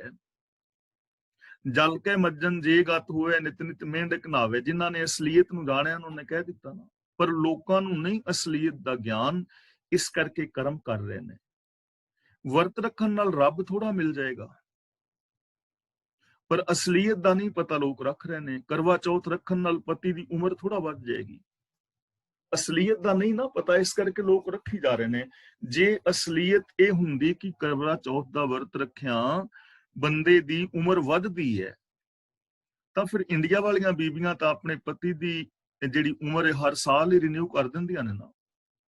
ਇੰਡੀਆ ਵਿੱਚ ਤਾਂ ਜਿਹੜਾ ਵਿਆਹਿਆ ਬੰਦਾ ਘੱਟ ਤੋਂ ਘੱਟ ਉਹ ਤੇ ਕਦੀ ਨਹੀਂ ਮਰਨਾ ਚਾਹੀਦਾ ਨਾ, ਪਰ ਅਸਲੀਅਤ ਇਹ ਹੈ ਨਹੀਂ ਨਾ, ਇਹ ਅਸਲੀਅਤ ਨਹੀਂ ਹੈ। ਅਸੀਂ ਜੋਤਾਂ ਜਗਾ ਰਹੇ ਹਾਂ, ਪਰ ਅਸਲੀਅਤ ਇਹ ਥੋੜਾ ਜੋਤ ਜਗਾਉਣ ਨਾਲ ਰੱਬ ਥੋੜਾ ਮਿਲਣਾ, ਜੋਤ ਤੇ ਅੰਦਰ ਜਗਾਣੀ ਸੀ ਗਿਆਨ ਦੀ। ਇਸ ਲਈ ਜਿਹੜਾ ਬੰਦਾ ਅਸਲੀਅਤ ਨੂੰ ਨਹੀਂ ਸਮਝਦਾ ਉਹ ਬੰਦਾ ਵਿਕਾਰਾਂ ਦੇ ਸਾਗਰ ਵਿੱਚ ਸੜ ਜਾਂਦਾ। ਰਿਸ਼ਵਤ ਲੈਣਾ, ਚੋਰ ਬਜ਼ਾਰੀ ਅਸਲੀਅਤ ਨਹੀਂ ਨਾ, ਹੱਕ ਦੀ ਖਾਣੀ ਚਾਹੀਦੀ ਹੈ ਨਾ। ਤਾਂ ਗੁਰੂ ਜੀ ਕਹਿੰਦੇ ਨੇ ਜਿਹੜਾ ਬੰਦਾ ਅਸਲੀਅਤ ਨਹੀਂ ਜਾਣਦਾ ਉਹ ਮਨ ਦੇ ਪਿੱਛੇ ਤੁਰਨ ਵਾਲਾ ਬੰਦਾ ਵਿਕਾਰਾਂ ਵਿੱਚ ਵਿਚਾਰਾ ਸੜ ਜਾਂਦਾ ਹੈ, ਉਹਦਾ ਆਰਥਿਕ ਮਾਨਸਿਕ ਸ਼ੋਸ਼ਣ ਹੁੰਦਾ ਹੈ। ਦੁਰਮਤ, ਇੱਥੇ ਰੁਕਾਂਗੇ। ਵਿਛੁੜ ਚੋਟਾਂ ਖਾਏ, ਦੁਰਮਤ ਦੇ ਤੱਤੇ ਨਾਲ ਸਿਹਾਰੀ ਹੈ, ਜਿਸ ਦਾ ਮਤਲਬ ਦੁਰਮਤ ਦੇ ਕਾਰਨ। ਵਿਛੁੜ ਦਾ ਮਤਲਬ ਵਿਛੁੜ ਕੇ, ਅਲੱਗ ਹੋ ਕੇ। ਦੁਰਮਤ ਦੇ ਕਾਰਨ ਵਿਛੁੜ ਚੋਟਾਂ ਖਾਏ, ਰੱਬ ਤੋਂ ਵਿਛੁੜ ਕੇ ਬੰਦਾ ਚੋਟਾਂ ਖਾਂਦਾ ਹੈ, ਵਿਕਾਰਾਂ ਦੇ ਅੰਦਰ ਪਿਆਰ ਰਹਿੰਦਾ ਹੈ। ਦੁਰਮਤ ਤੋਂ ਦੁਰਮਤ ਦੇ ਕਾਰਨ, ਖੋਟੀ ਮੱਤ ਦੇ ਕਾਰਨ। ਹੁਣ ਦੇਖੋ ਰੱਬ ਤੋਂ ਅਸੀਂ ਵਿਛੁੜੇ ਹਾਂ, ਰੱਬ ਸਾਡੇ ਤੋਂ ਨਹੀਂ ਵਿਛੜਿਆ, ਰੱਬ ਸਾਡੇ ਤੋਂ ਦੂਰ ਨਹੀਂ ਹੈ, ਰੱਬ ਤੇ ਕਣ ਕਣ ਦੇ ਅੰਦਰ ਵਿਆਪਕ ਹੈ।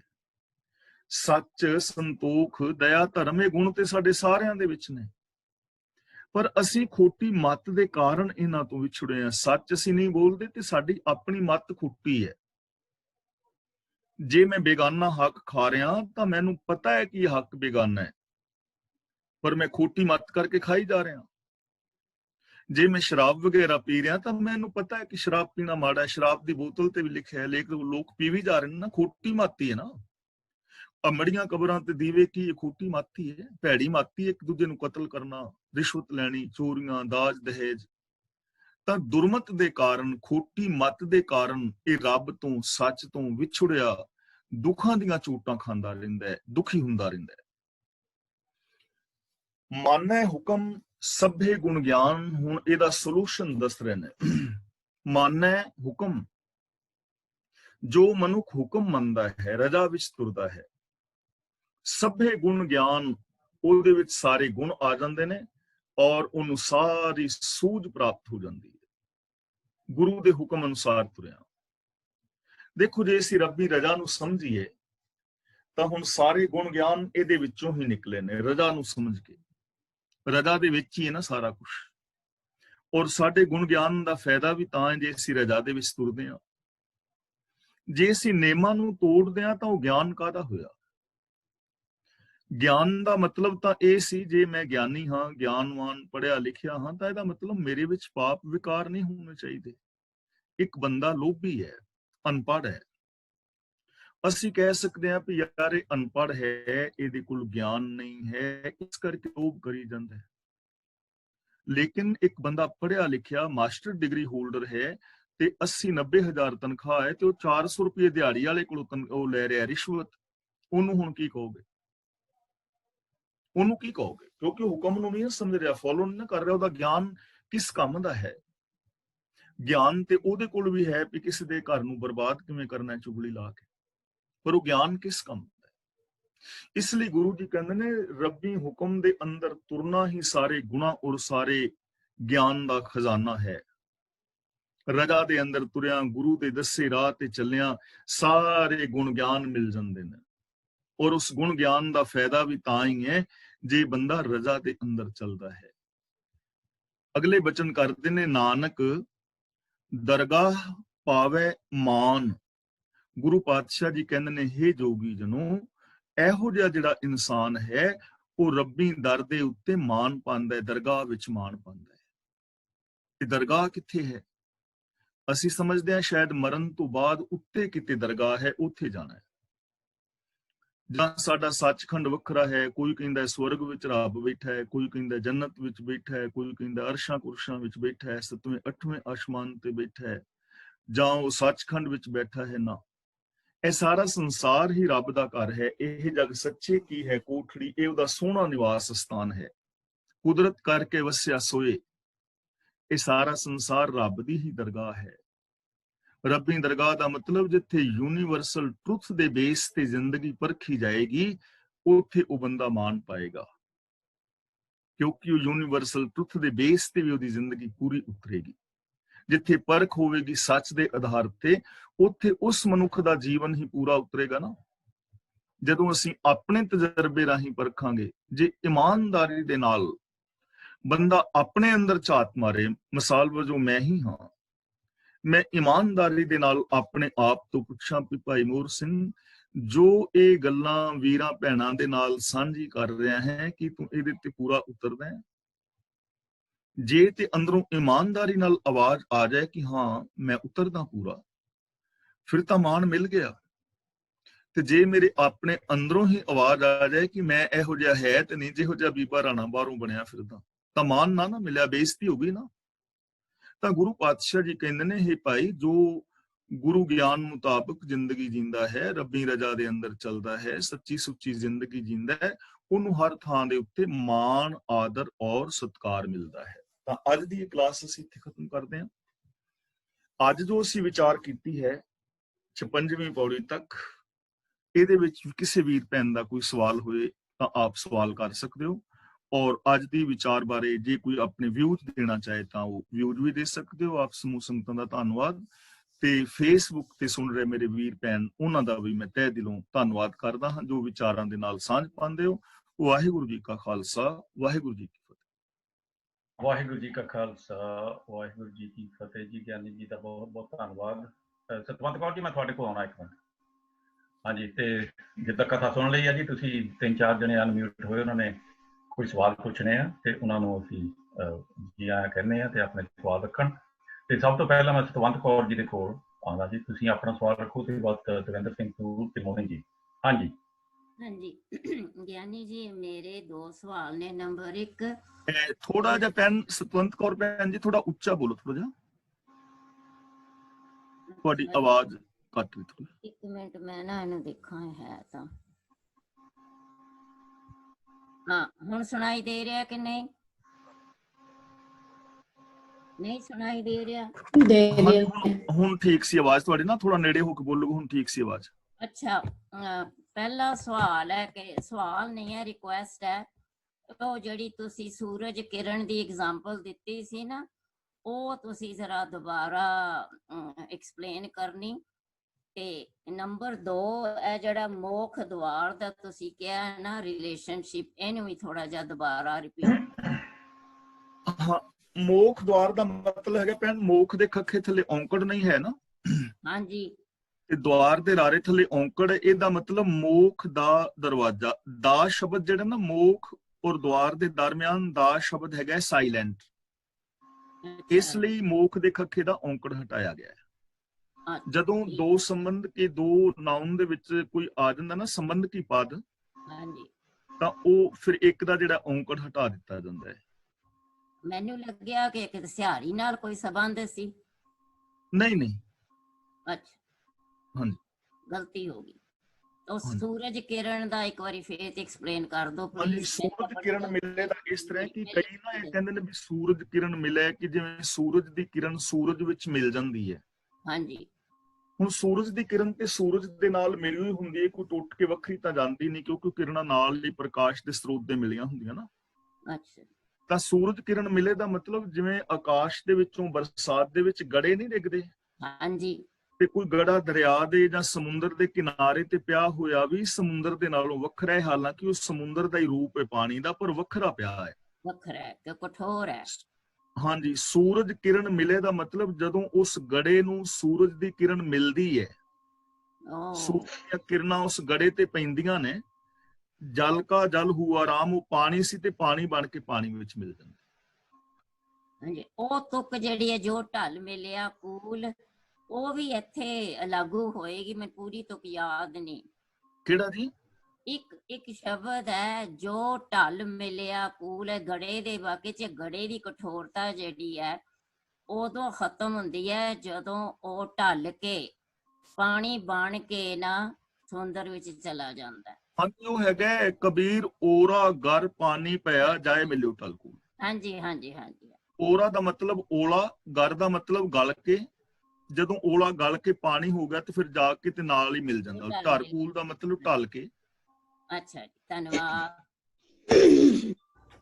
ਠੀਕ ਹੈ, ਧੰਨਵਾਦ ਸਤਵੰਤ ਕੌਰ ਜੀ। ਤੇ ਨਾਲ ਸਾਡੇ ਮੋਹਣੀ ਜੀ, ਤੁਸੀਂ ਆਓ ਜੀ, ਉਹਦੇ ਬਾਅਦ ਦੇ ਵਿੱਚ ਦਵਿੰਦਰ ਸਿੰਘ ਤੂਰ ਤੇ ਹੋਰ ਜੀ। ਗਿਆਨੀ ਜੀ, ਮੈਂ ਇਹ ਪੁੱਛਣਾ ਸੀਗਾ, ਭਾਈ ਸਾਹਿਬ ਨੇ ਲਿਖਿਆ ਹੈਗਾ 53 ਜਿਹੜਾ ਦਾ ਹੈਗਾ 943 ਤੇ ਉਹਨਾਂ ਨੇ ਲਿਖਿਆ ਨੋਟ ਵਿੱਚ ਲਿਖਿਆ ਦੂਜੀ ਤੁਕ ਦਾ ਲਫ਼ਜ਼ ਤਹਿ ਦੱਸਦਾ ਹੈ ਕਿ ਪਹਿਲੀ ਤੁਕ ਦਾ ਲਫ਼ਜ਼ ਜੈ ਵਰਤਣਾ ਚਾਹੀਦਾ ਹੈ। ਇਹਦਾ ਕੀ ਮਤਲਬ ਹੈਗਾ? ਮੈਨੂੰ ਪੰਕਤੀ ਦੱਸੋਗੇ ਥੋੜਾ? ਹਾਂਜੀ, ਇਹ ਹੈਗੀ ਹੈ 9 ਸਰ ਸੁਪਰ 10ਵੇਂ ਪੂਰੇ। ਇੱਕ ਮਿੰਟ, 9 ਸਰ ਸੁਪਰ 53 ਹੈਗੀ ਹੈ ਜੀ ਭਾਈ ਸਾਹਿਬ। ਇੱਕ ਮਿੰਟ ਲਈ, ਹਾਂ ਹੁਣ ਦੱਸੋ ਭੈਣ ਤੁਸੀਂ ਕੀ? ਤੇ ਅਨਹਤ ਸੁਣ ਵਾਜ ਹੁਣ ਦੱਸੋ ਭੈਣ ਤੁਸੀਂ ਕੀ ਲਿਖਿਆ ਕਹਿ ਰਹੇ ਹੋਇਆ, ਸੀ? ਇੱਕ ਨੋਟ ਲਿਖਿਆ ਹੋਇਆ ਭਾਈ ਸਾਹਿਬ ਕਿ ਹਾਂਜੀ ਮੈਂ ਕਹਿ ਰਹੀ ਸੀ ਉਹ ਨੋਟ ਲਿਖਿਆ ਹੋਇਆ ਉਹਦੇ ਥੱਲੇ ਹਾਂਜੀ 53 ਦੇ ਨਾਲ ਕਿ ਦੂਜੀ ਤੁਕ ਦਾ ਲਫ਼ਜ਼ ਤਹਿ ਦੱਸਦਾ ਹੈ ਕਿ ਪਹਿਲੀ ਤੁਕ ਨਾਲ ਲਫ਼ਜ਼ ਜੈ ਵਰਤਣਾ ਚਾਹੀਦਾ ਹੈ। ਇਹਦਾ ਕੀ ਮਤਲਬ ਹੈ? 9 ਸਰ ਸੁਪਰ 10ਵੇਂ ਪੂਰੇ, ਇਹਦੇ ਵਿੱਚ ਨੋਟ ਦੇ ਵਿੱਚ ਤਾਂ ਇਹ ਲਿਖਿਆ ਕਿ ਜਿਸ ਅਵਸਥਾ ਵਿੱਚ 9 ਸਰ ਦਾ ਮਤਲਬ ਸਰੀਰ ਦੀਆਂ 9 ਗੋਲਕਾਂ, ਸੁਪਰ ਦਾ ਮਤਲਬ ਨਕਾ ਨਕ ਭਰੇ ਹੋਏ, ਨਕਾ ਨਕ ਭਰੇ ਹੋਏ ਸਰੋਵਰਾਂ ਵਰਗੀਆਂ 9 ਗੋਲਕਾਂ, ਉਹਨਾਂ ਸਰੋਵਰਾਂ ਵਰਗੀਆਂ ਗੋਲਕਾਂ ਜਿਨ੍ਹਾਂ ਦੇ ਵਹਿਣ ਰੁਕੇ ਹੋਏ ਨੇ। ਇਹ ਪੁੱਛ ਰਹੇ ਹੋ ਤੁਸੀਂ? ਨਹੀਂ ਨਹੀਂ ਨਹੀਂ ਨਹੀਂ ਨਹੀਂ, ਜਿਹੜਾ ਗ੍ਰੀਨ ਵਿੱਚ ਲਿਖਿਆ ਹੋਇਆ ਕਲਰ, ਜਿਹੜਾ ਨਾ ਗ੍ਰੀਨ ਵਿੱਚ ਨੋਟ ਲਿਖਿਆ ਹੋਇਆ ਭਾਈ ਸਾਹਿਬ, ਨੋਟ ਲਿਖਿਆ ਹੋਇਆ ਉਹਦੇ ਨੀਚੇ ਹੀ ਲਿਖਿਆ ਹੋਇਆ ਦੂਜੀ ਤੁਕ ਦਾ ਲਫ਼ਜ਼ ਤਹਿ ਦੱਸਦਾ ਹੈ ਕਿ ਪਹਿਲੀ ਤੁਕ ਨਾਲ ਲਫ਼ਜ਼ ਜੈ ਵਰਤਣਾ ਚਾਹੀਦਾ ਹੈ। ਇਹਦਾ ਕੀ ਮਤਲਬ ਹੈ? ਇਹ ਮੇਰੇ ਕੋਲ ਨੋਟ ਆ ਨਹੀਂ ਰਿਹਾ ਇੱਥੇ ਥੱਲੇ ਨਾ। ਅੱਛਾ, ਤੁਹਾਡੇ ਸਮਝ ਨਹੀਂ ਆ ਰਿਹਾ। ਨਾਲੇ ਸਟੈਟਿਕ ਬਹੁਤ ਹੈ, ਸਮਝ ਨਹੀਂ ਆ ਰਹੀ ਉਹਨਾਂ ਦਾ। ਨਹੀਂ, ਪਰ ਇਹ ਮਤਲਬ ਇਹ ਹੈ ਕਿ ਜਿੱਥੇ ਜਹਾਂ ਤਹਾਂ ਇਹ ਦੋ ਵਰਡਸ ਇਕੱਠੇ ਆਉਂਦੇ ਨੇ ਨਾ, ਜਹਾਂ ਤਾਂ ਕੰਡੀਸ਼ਨਲ ਹੁੰਦੇ ਨੇ, ਜੇਕਰ ਤਾਂ ਮੈਂ, ਸੋ ਇਹ ਮਤਲਬ ਹੈਗਾ ਇੱਥੇ ਉਹ ਦੱਸਣਾ ਚਾਹ ਰਹੇ ਨੇ। ਅੱਛਾ, ਹਾਂਜੀ, ਤਹਾਂ ਲਿਖਿਆ ਮਤਲਬ ਜਹਾਂ ਤਹਾਂ ਇਹ ਇਕੱਠੇ ਜਾਂਦੇ। ਹਾਂਜੀ, ਇਹਨਾਂ ਦਾ ਰਿਲੇਸ਼ਨ ਹੈਗਾ। ਤੇ ਮੇਰੇ ਕੋਲ ਨਾ ਨੋਟ ਆ ਨਹੀਂ ਰਿਹਾ, ਇਸ ਕਰਕੇ ਮੈਂ ਉਹ ਤੁਹਾਡੀ ਗੱਲ ਅੰਡਰਸਟੈਂਡ ਨਹੀਂ ਕਰ ਪਾਇਆ, ਸੌਰੀ। ਹਾਂਜੀ, ਇਹ ਕੰਡੀਸ਼ਨਲ ਵਰਡ ਹੈਗਾ ਜਹਾਂ ਤਹਾਂ। I'm sorry, I couldn't understand. ਨਹੀਂ, ਕੋਈ ਗੱਲ ਨਹੀਂ ਮੋਹਣੀ ਜੀ, ਸੌਰੀ ਦੀ ਗੱਲ ਨਹੀਂ ਹੈਗੀ ਕੋਈ ਵੀ। ਤੇ ਐਕਸਪਲੇਨ ਪੂਰੀ ਤਰ੍ਹਾਂ ਤਾਂ ਨਹੀਂ ਹੋ ਰਹੀ ਕਿਉਂਕਿ ਤੁਹਾਡੀ ਜਿਹੜੀ ਆਵਾਜ਼ ਹੈ ਨਾ ਜੀ, ਉਹ ਸਮਝ ਗਈ ਹਾਂ ਜੀ। ਨਹੀਂ, ਤੁਹਾਡੀ ਆਵਾਜ਼ ਠੀਕ ਨਹੀਂ ਆ ਰਹੀ ਭੈਣ ਜੀ, ਉਸ ਕਰਕੇ ਥੋੜੀ ਜਿਹੀ ਦਿੱਕਤ ਆ ਰਹੀ ਹੈ ਸਮਝਣ ਨੂੰ, ਹੋਰ ਕੋਈ ਗੱਲ ਨਹੀਂ। ਠੀਕ ਹੈ ਜੀ, ਕੋਈ ਗੱਲ ਨਹੀਂ ਜੀ। ਅੱਛਾ, ਚਲੋ ਠੀਕ ਹੈ ਜੀ, ਮੈਂ ਸਮਝ ਗਈ ਹਾਂ, ਮੈਂ ਸਮਝ ਗਈ ਹਾਂ ਗਿਆਨੀ ਜੀ। ਧੰਨਵਾਦ। ਮੇਰੇ ਕੋਲ ਨੋਟ ਆ ਨਹੀਂ ਰਿਹਾ, ਇਸ ਕਰਕੇ ਸੌਰੀ, ਮੇਰੇ ਵੱਲੋਂ ਸੌਰੀ ਹੈ। ਕੋਈ ਗੱਲ ਨਹੀਂ ਜੀ। ਸਾਡੇ ਨਾਲ ਹੁਣ ਦਵਿੰਦਰ ਸਿੰਘ ਤੂਰ ਉਹ ਕੋਈ ਵੀ ਗੱਲ ਆਏ ਨਹੀਂ ਹੈ ਜੀ, ਜੀ, ਕੋਈ ਗੱਲ ਉਹਨਾਂ ਨਾਲ ਨਹੀਂ, ਸਮਝ ਗੱਲ ਗਈ ਹਾਂ। ਉਹਨਾਂ ਨਾਲ ਗੱਲ ਕਰੀਏ ਜੀ। ਦਵਿੰਦਰ ਸਿੰਘ ਤੂਰ। ਹਾਂਜੀ ਗਿਆਨੀ ਜੀ, ਮੇਰੀ ਵੀ ਉਹੀ ਬੇਨਤੀ ਸੀਗੀ, ਜਿਵੇਂ ਸਤਿਗੁਰ ਭੇਟੈ ਮੋਖ ਦੁਆਰ।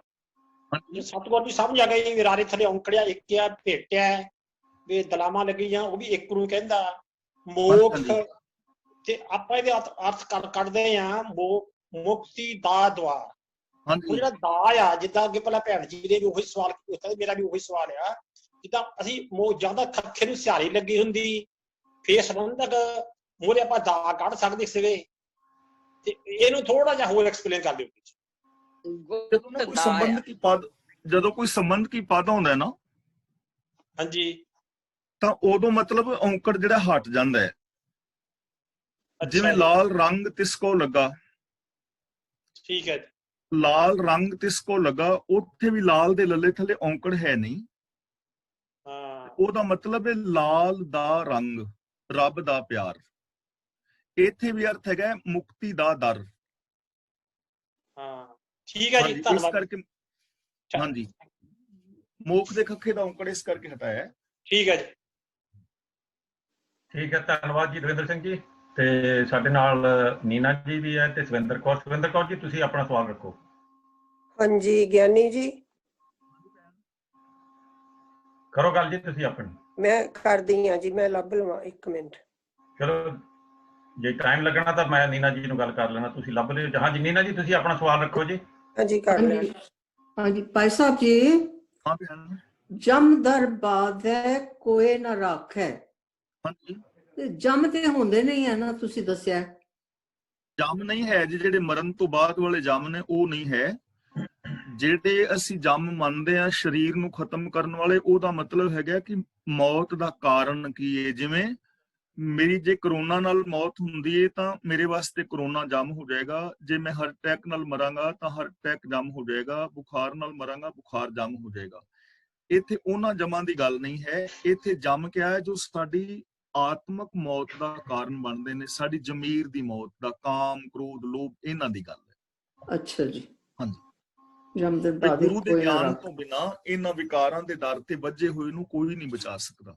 ਗੁਰੂ ਗਿਆਨ ਰਾਹੀਂ ਇਹਨਾਂ ਜਮਾਂ ਤੋਂ ਬਚ ਸਕਦਾ। ਅੱਛਾ ਜੀ, ਧੰਨਵਾਦ। ਕਿਉਂ ਤਤ ਨਾ ਬੂਝੇ ਚੋਟਾਂ ਖਾਏ। ਜਿਹੜਾ ਅਸਲੀਅਤ ਨੂੰ ਨਹੀਂ ਨਾ ਜਾਣਦਾ ਗੁਰੂ ਤੋਂ ਬਿਨਾਂ, ਹਾਂਜੀ, ਉਹ ਫਿਰ ਵਿਕਾਰਾਂ ਦੀਆਂ ਚੋਟਾਂ ਖਾਂਦਾ ਹੈ। ਜਿਵੇਂ ਅੱਛਾ ਜੀ, ਮੰਨ ਲਓ ਸਪੋਜ਼ ਕਿ ਮੈਂ ਹੁਣ ਇਥੋਂ ਜਾਣਾ ਹੋਏ ਗ੍ਰੇਵਜੈਂਡ ਤੱਕ, ਤੇ ਮੈਂ ਬਰਮਿੰਗਮ ਵਾਲੇ ਰਾਹ ਦੇ ਉੱਤੇ ਪੈ ਜਾਵਾਂ, ਤੇ ਮੈਂ ਹੁਣ ਤੁਰਿਆ ਜਾਵਾਂ ਕਿ ਸੜਕ ਹੀ ਜਾਂਦੀ ਹੈ ਗ੍ਰੇਵਜੈਂਡ ਵੱਲ, ਇਧਰ ਵੀ ਸੜਕ ਹੀ ਜਾ ਰਹੀ ਹੈ, ਸੜਕ ਤੇ ਜਾਇਆ ਮੈਂ ਗ੍ਰੇਵਜੈਂਡ ਪਹੁੰਚ ਜਾਵਾਂਗਾ। ਪਰ ਇਹ ਅਸਲੀਅਤ ਨਹੀਂ ਹੈ। ਪਹੁੰਚਾਂਗਾ ਮੈਂ ਸੜਕ ਤੇ ਤੁਰਿਆ, ਪਰ ਤਾਂ ਤੁਰਾਂਗਾ ਜੇ ਗ੍ਰੇਵਜੈਂਡ ਵਾਲੀ ਸੜਕ ਤੇ ਤੁਰਾਂਗਾ ਤਾਂ।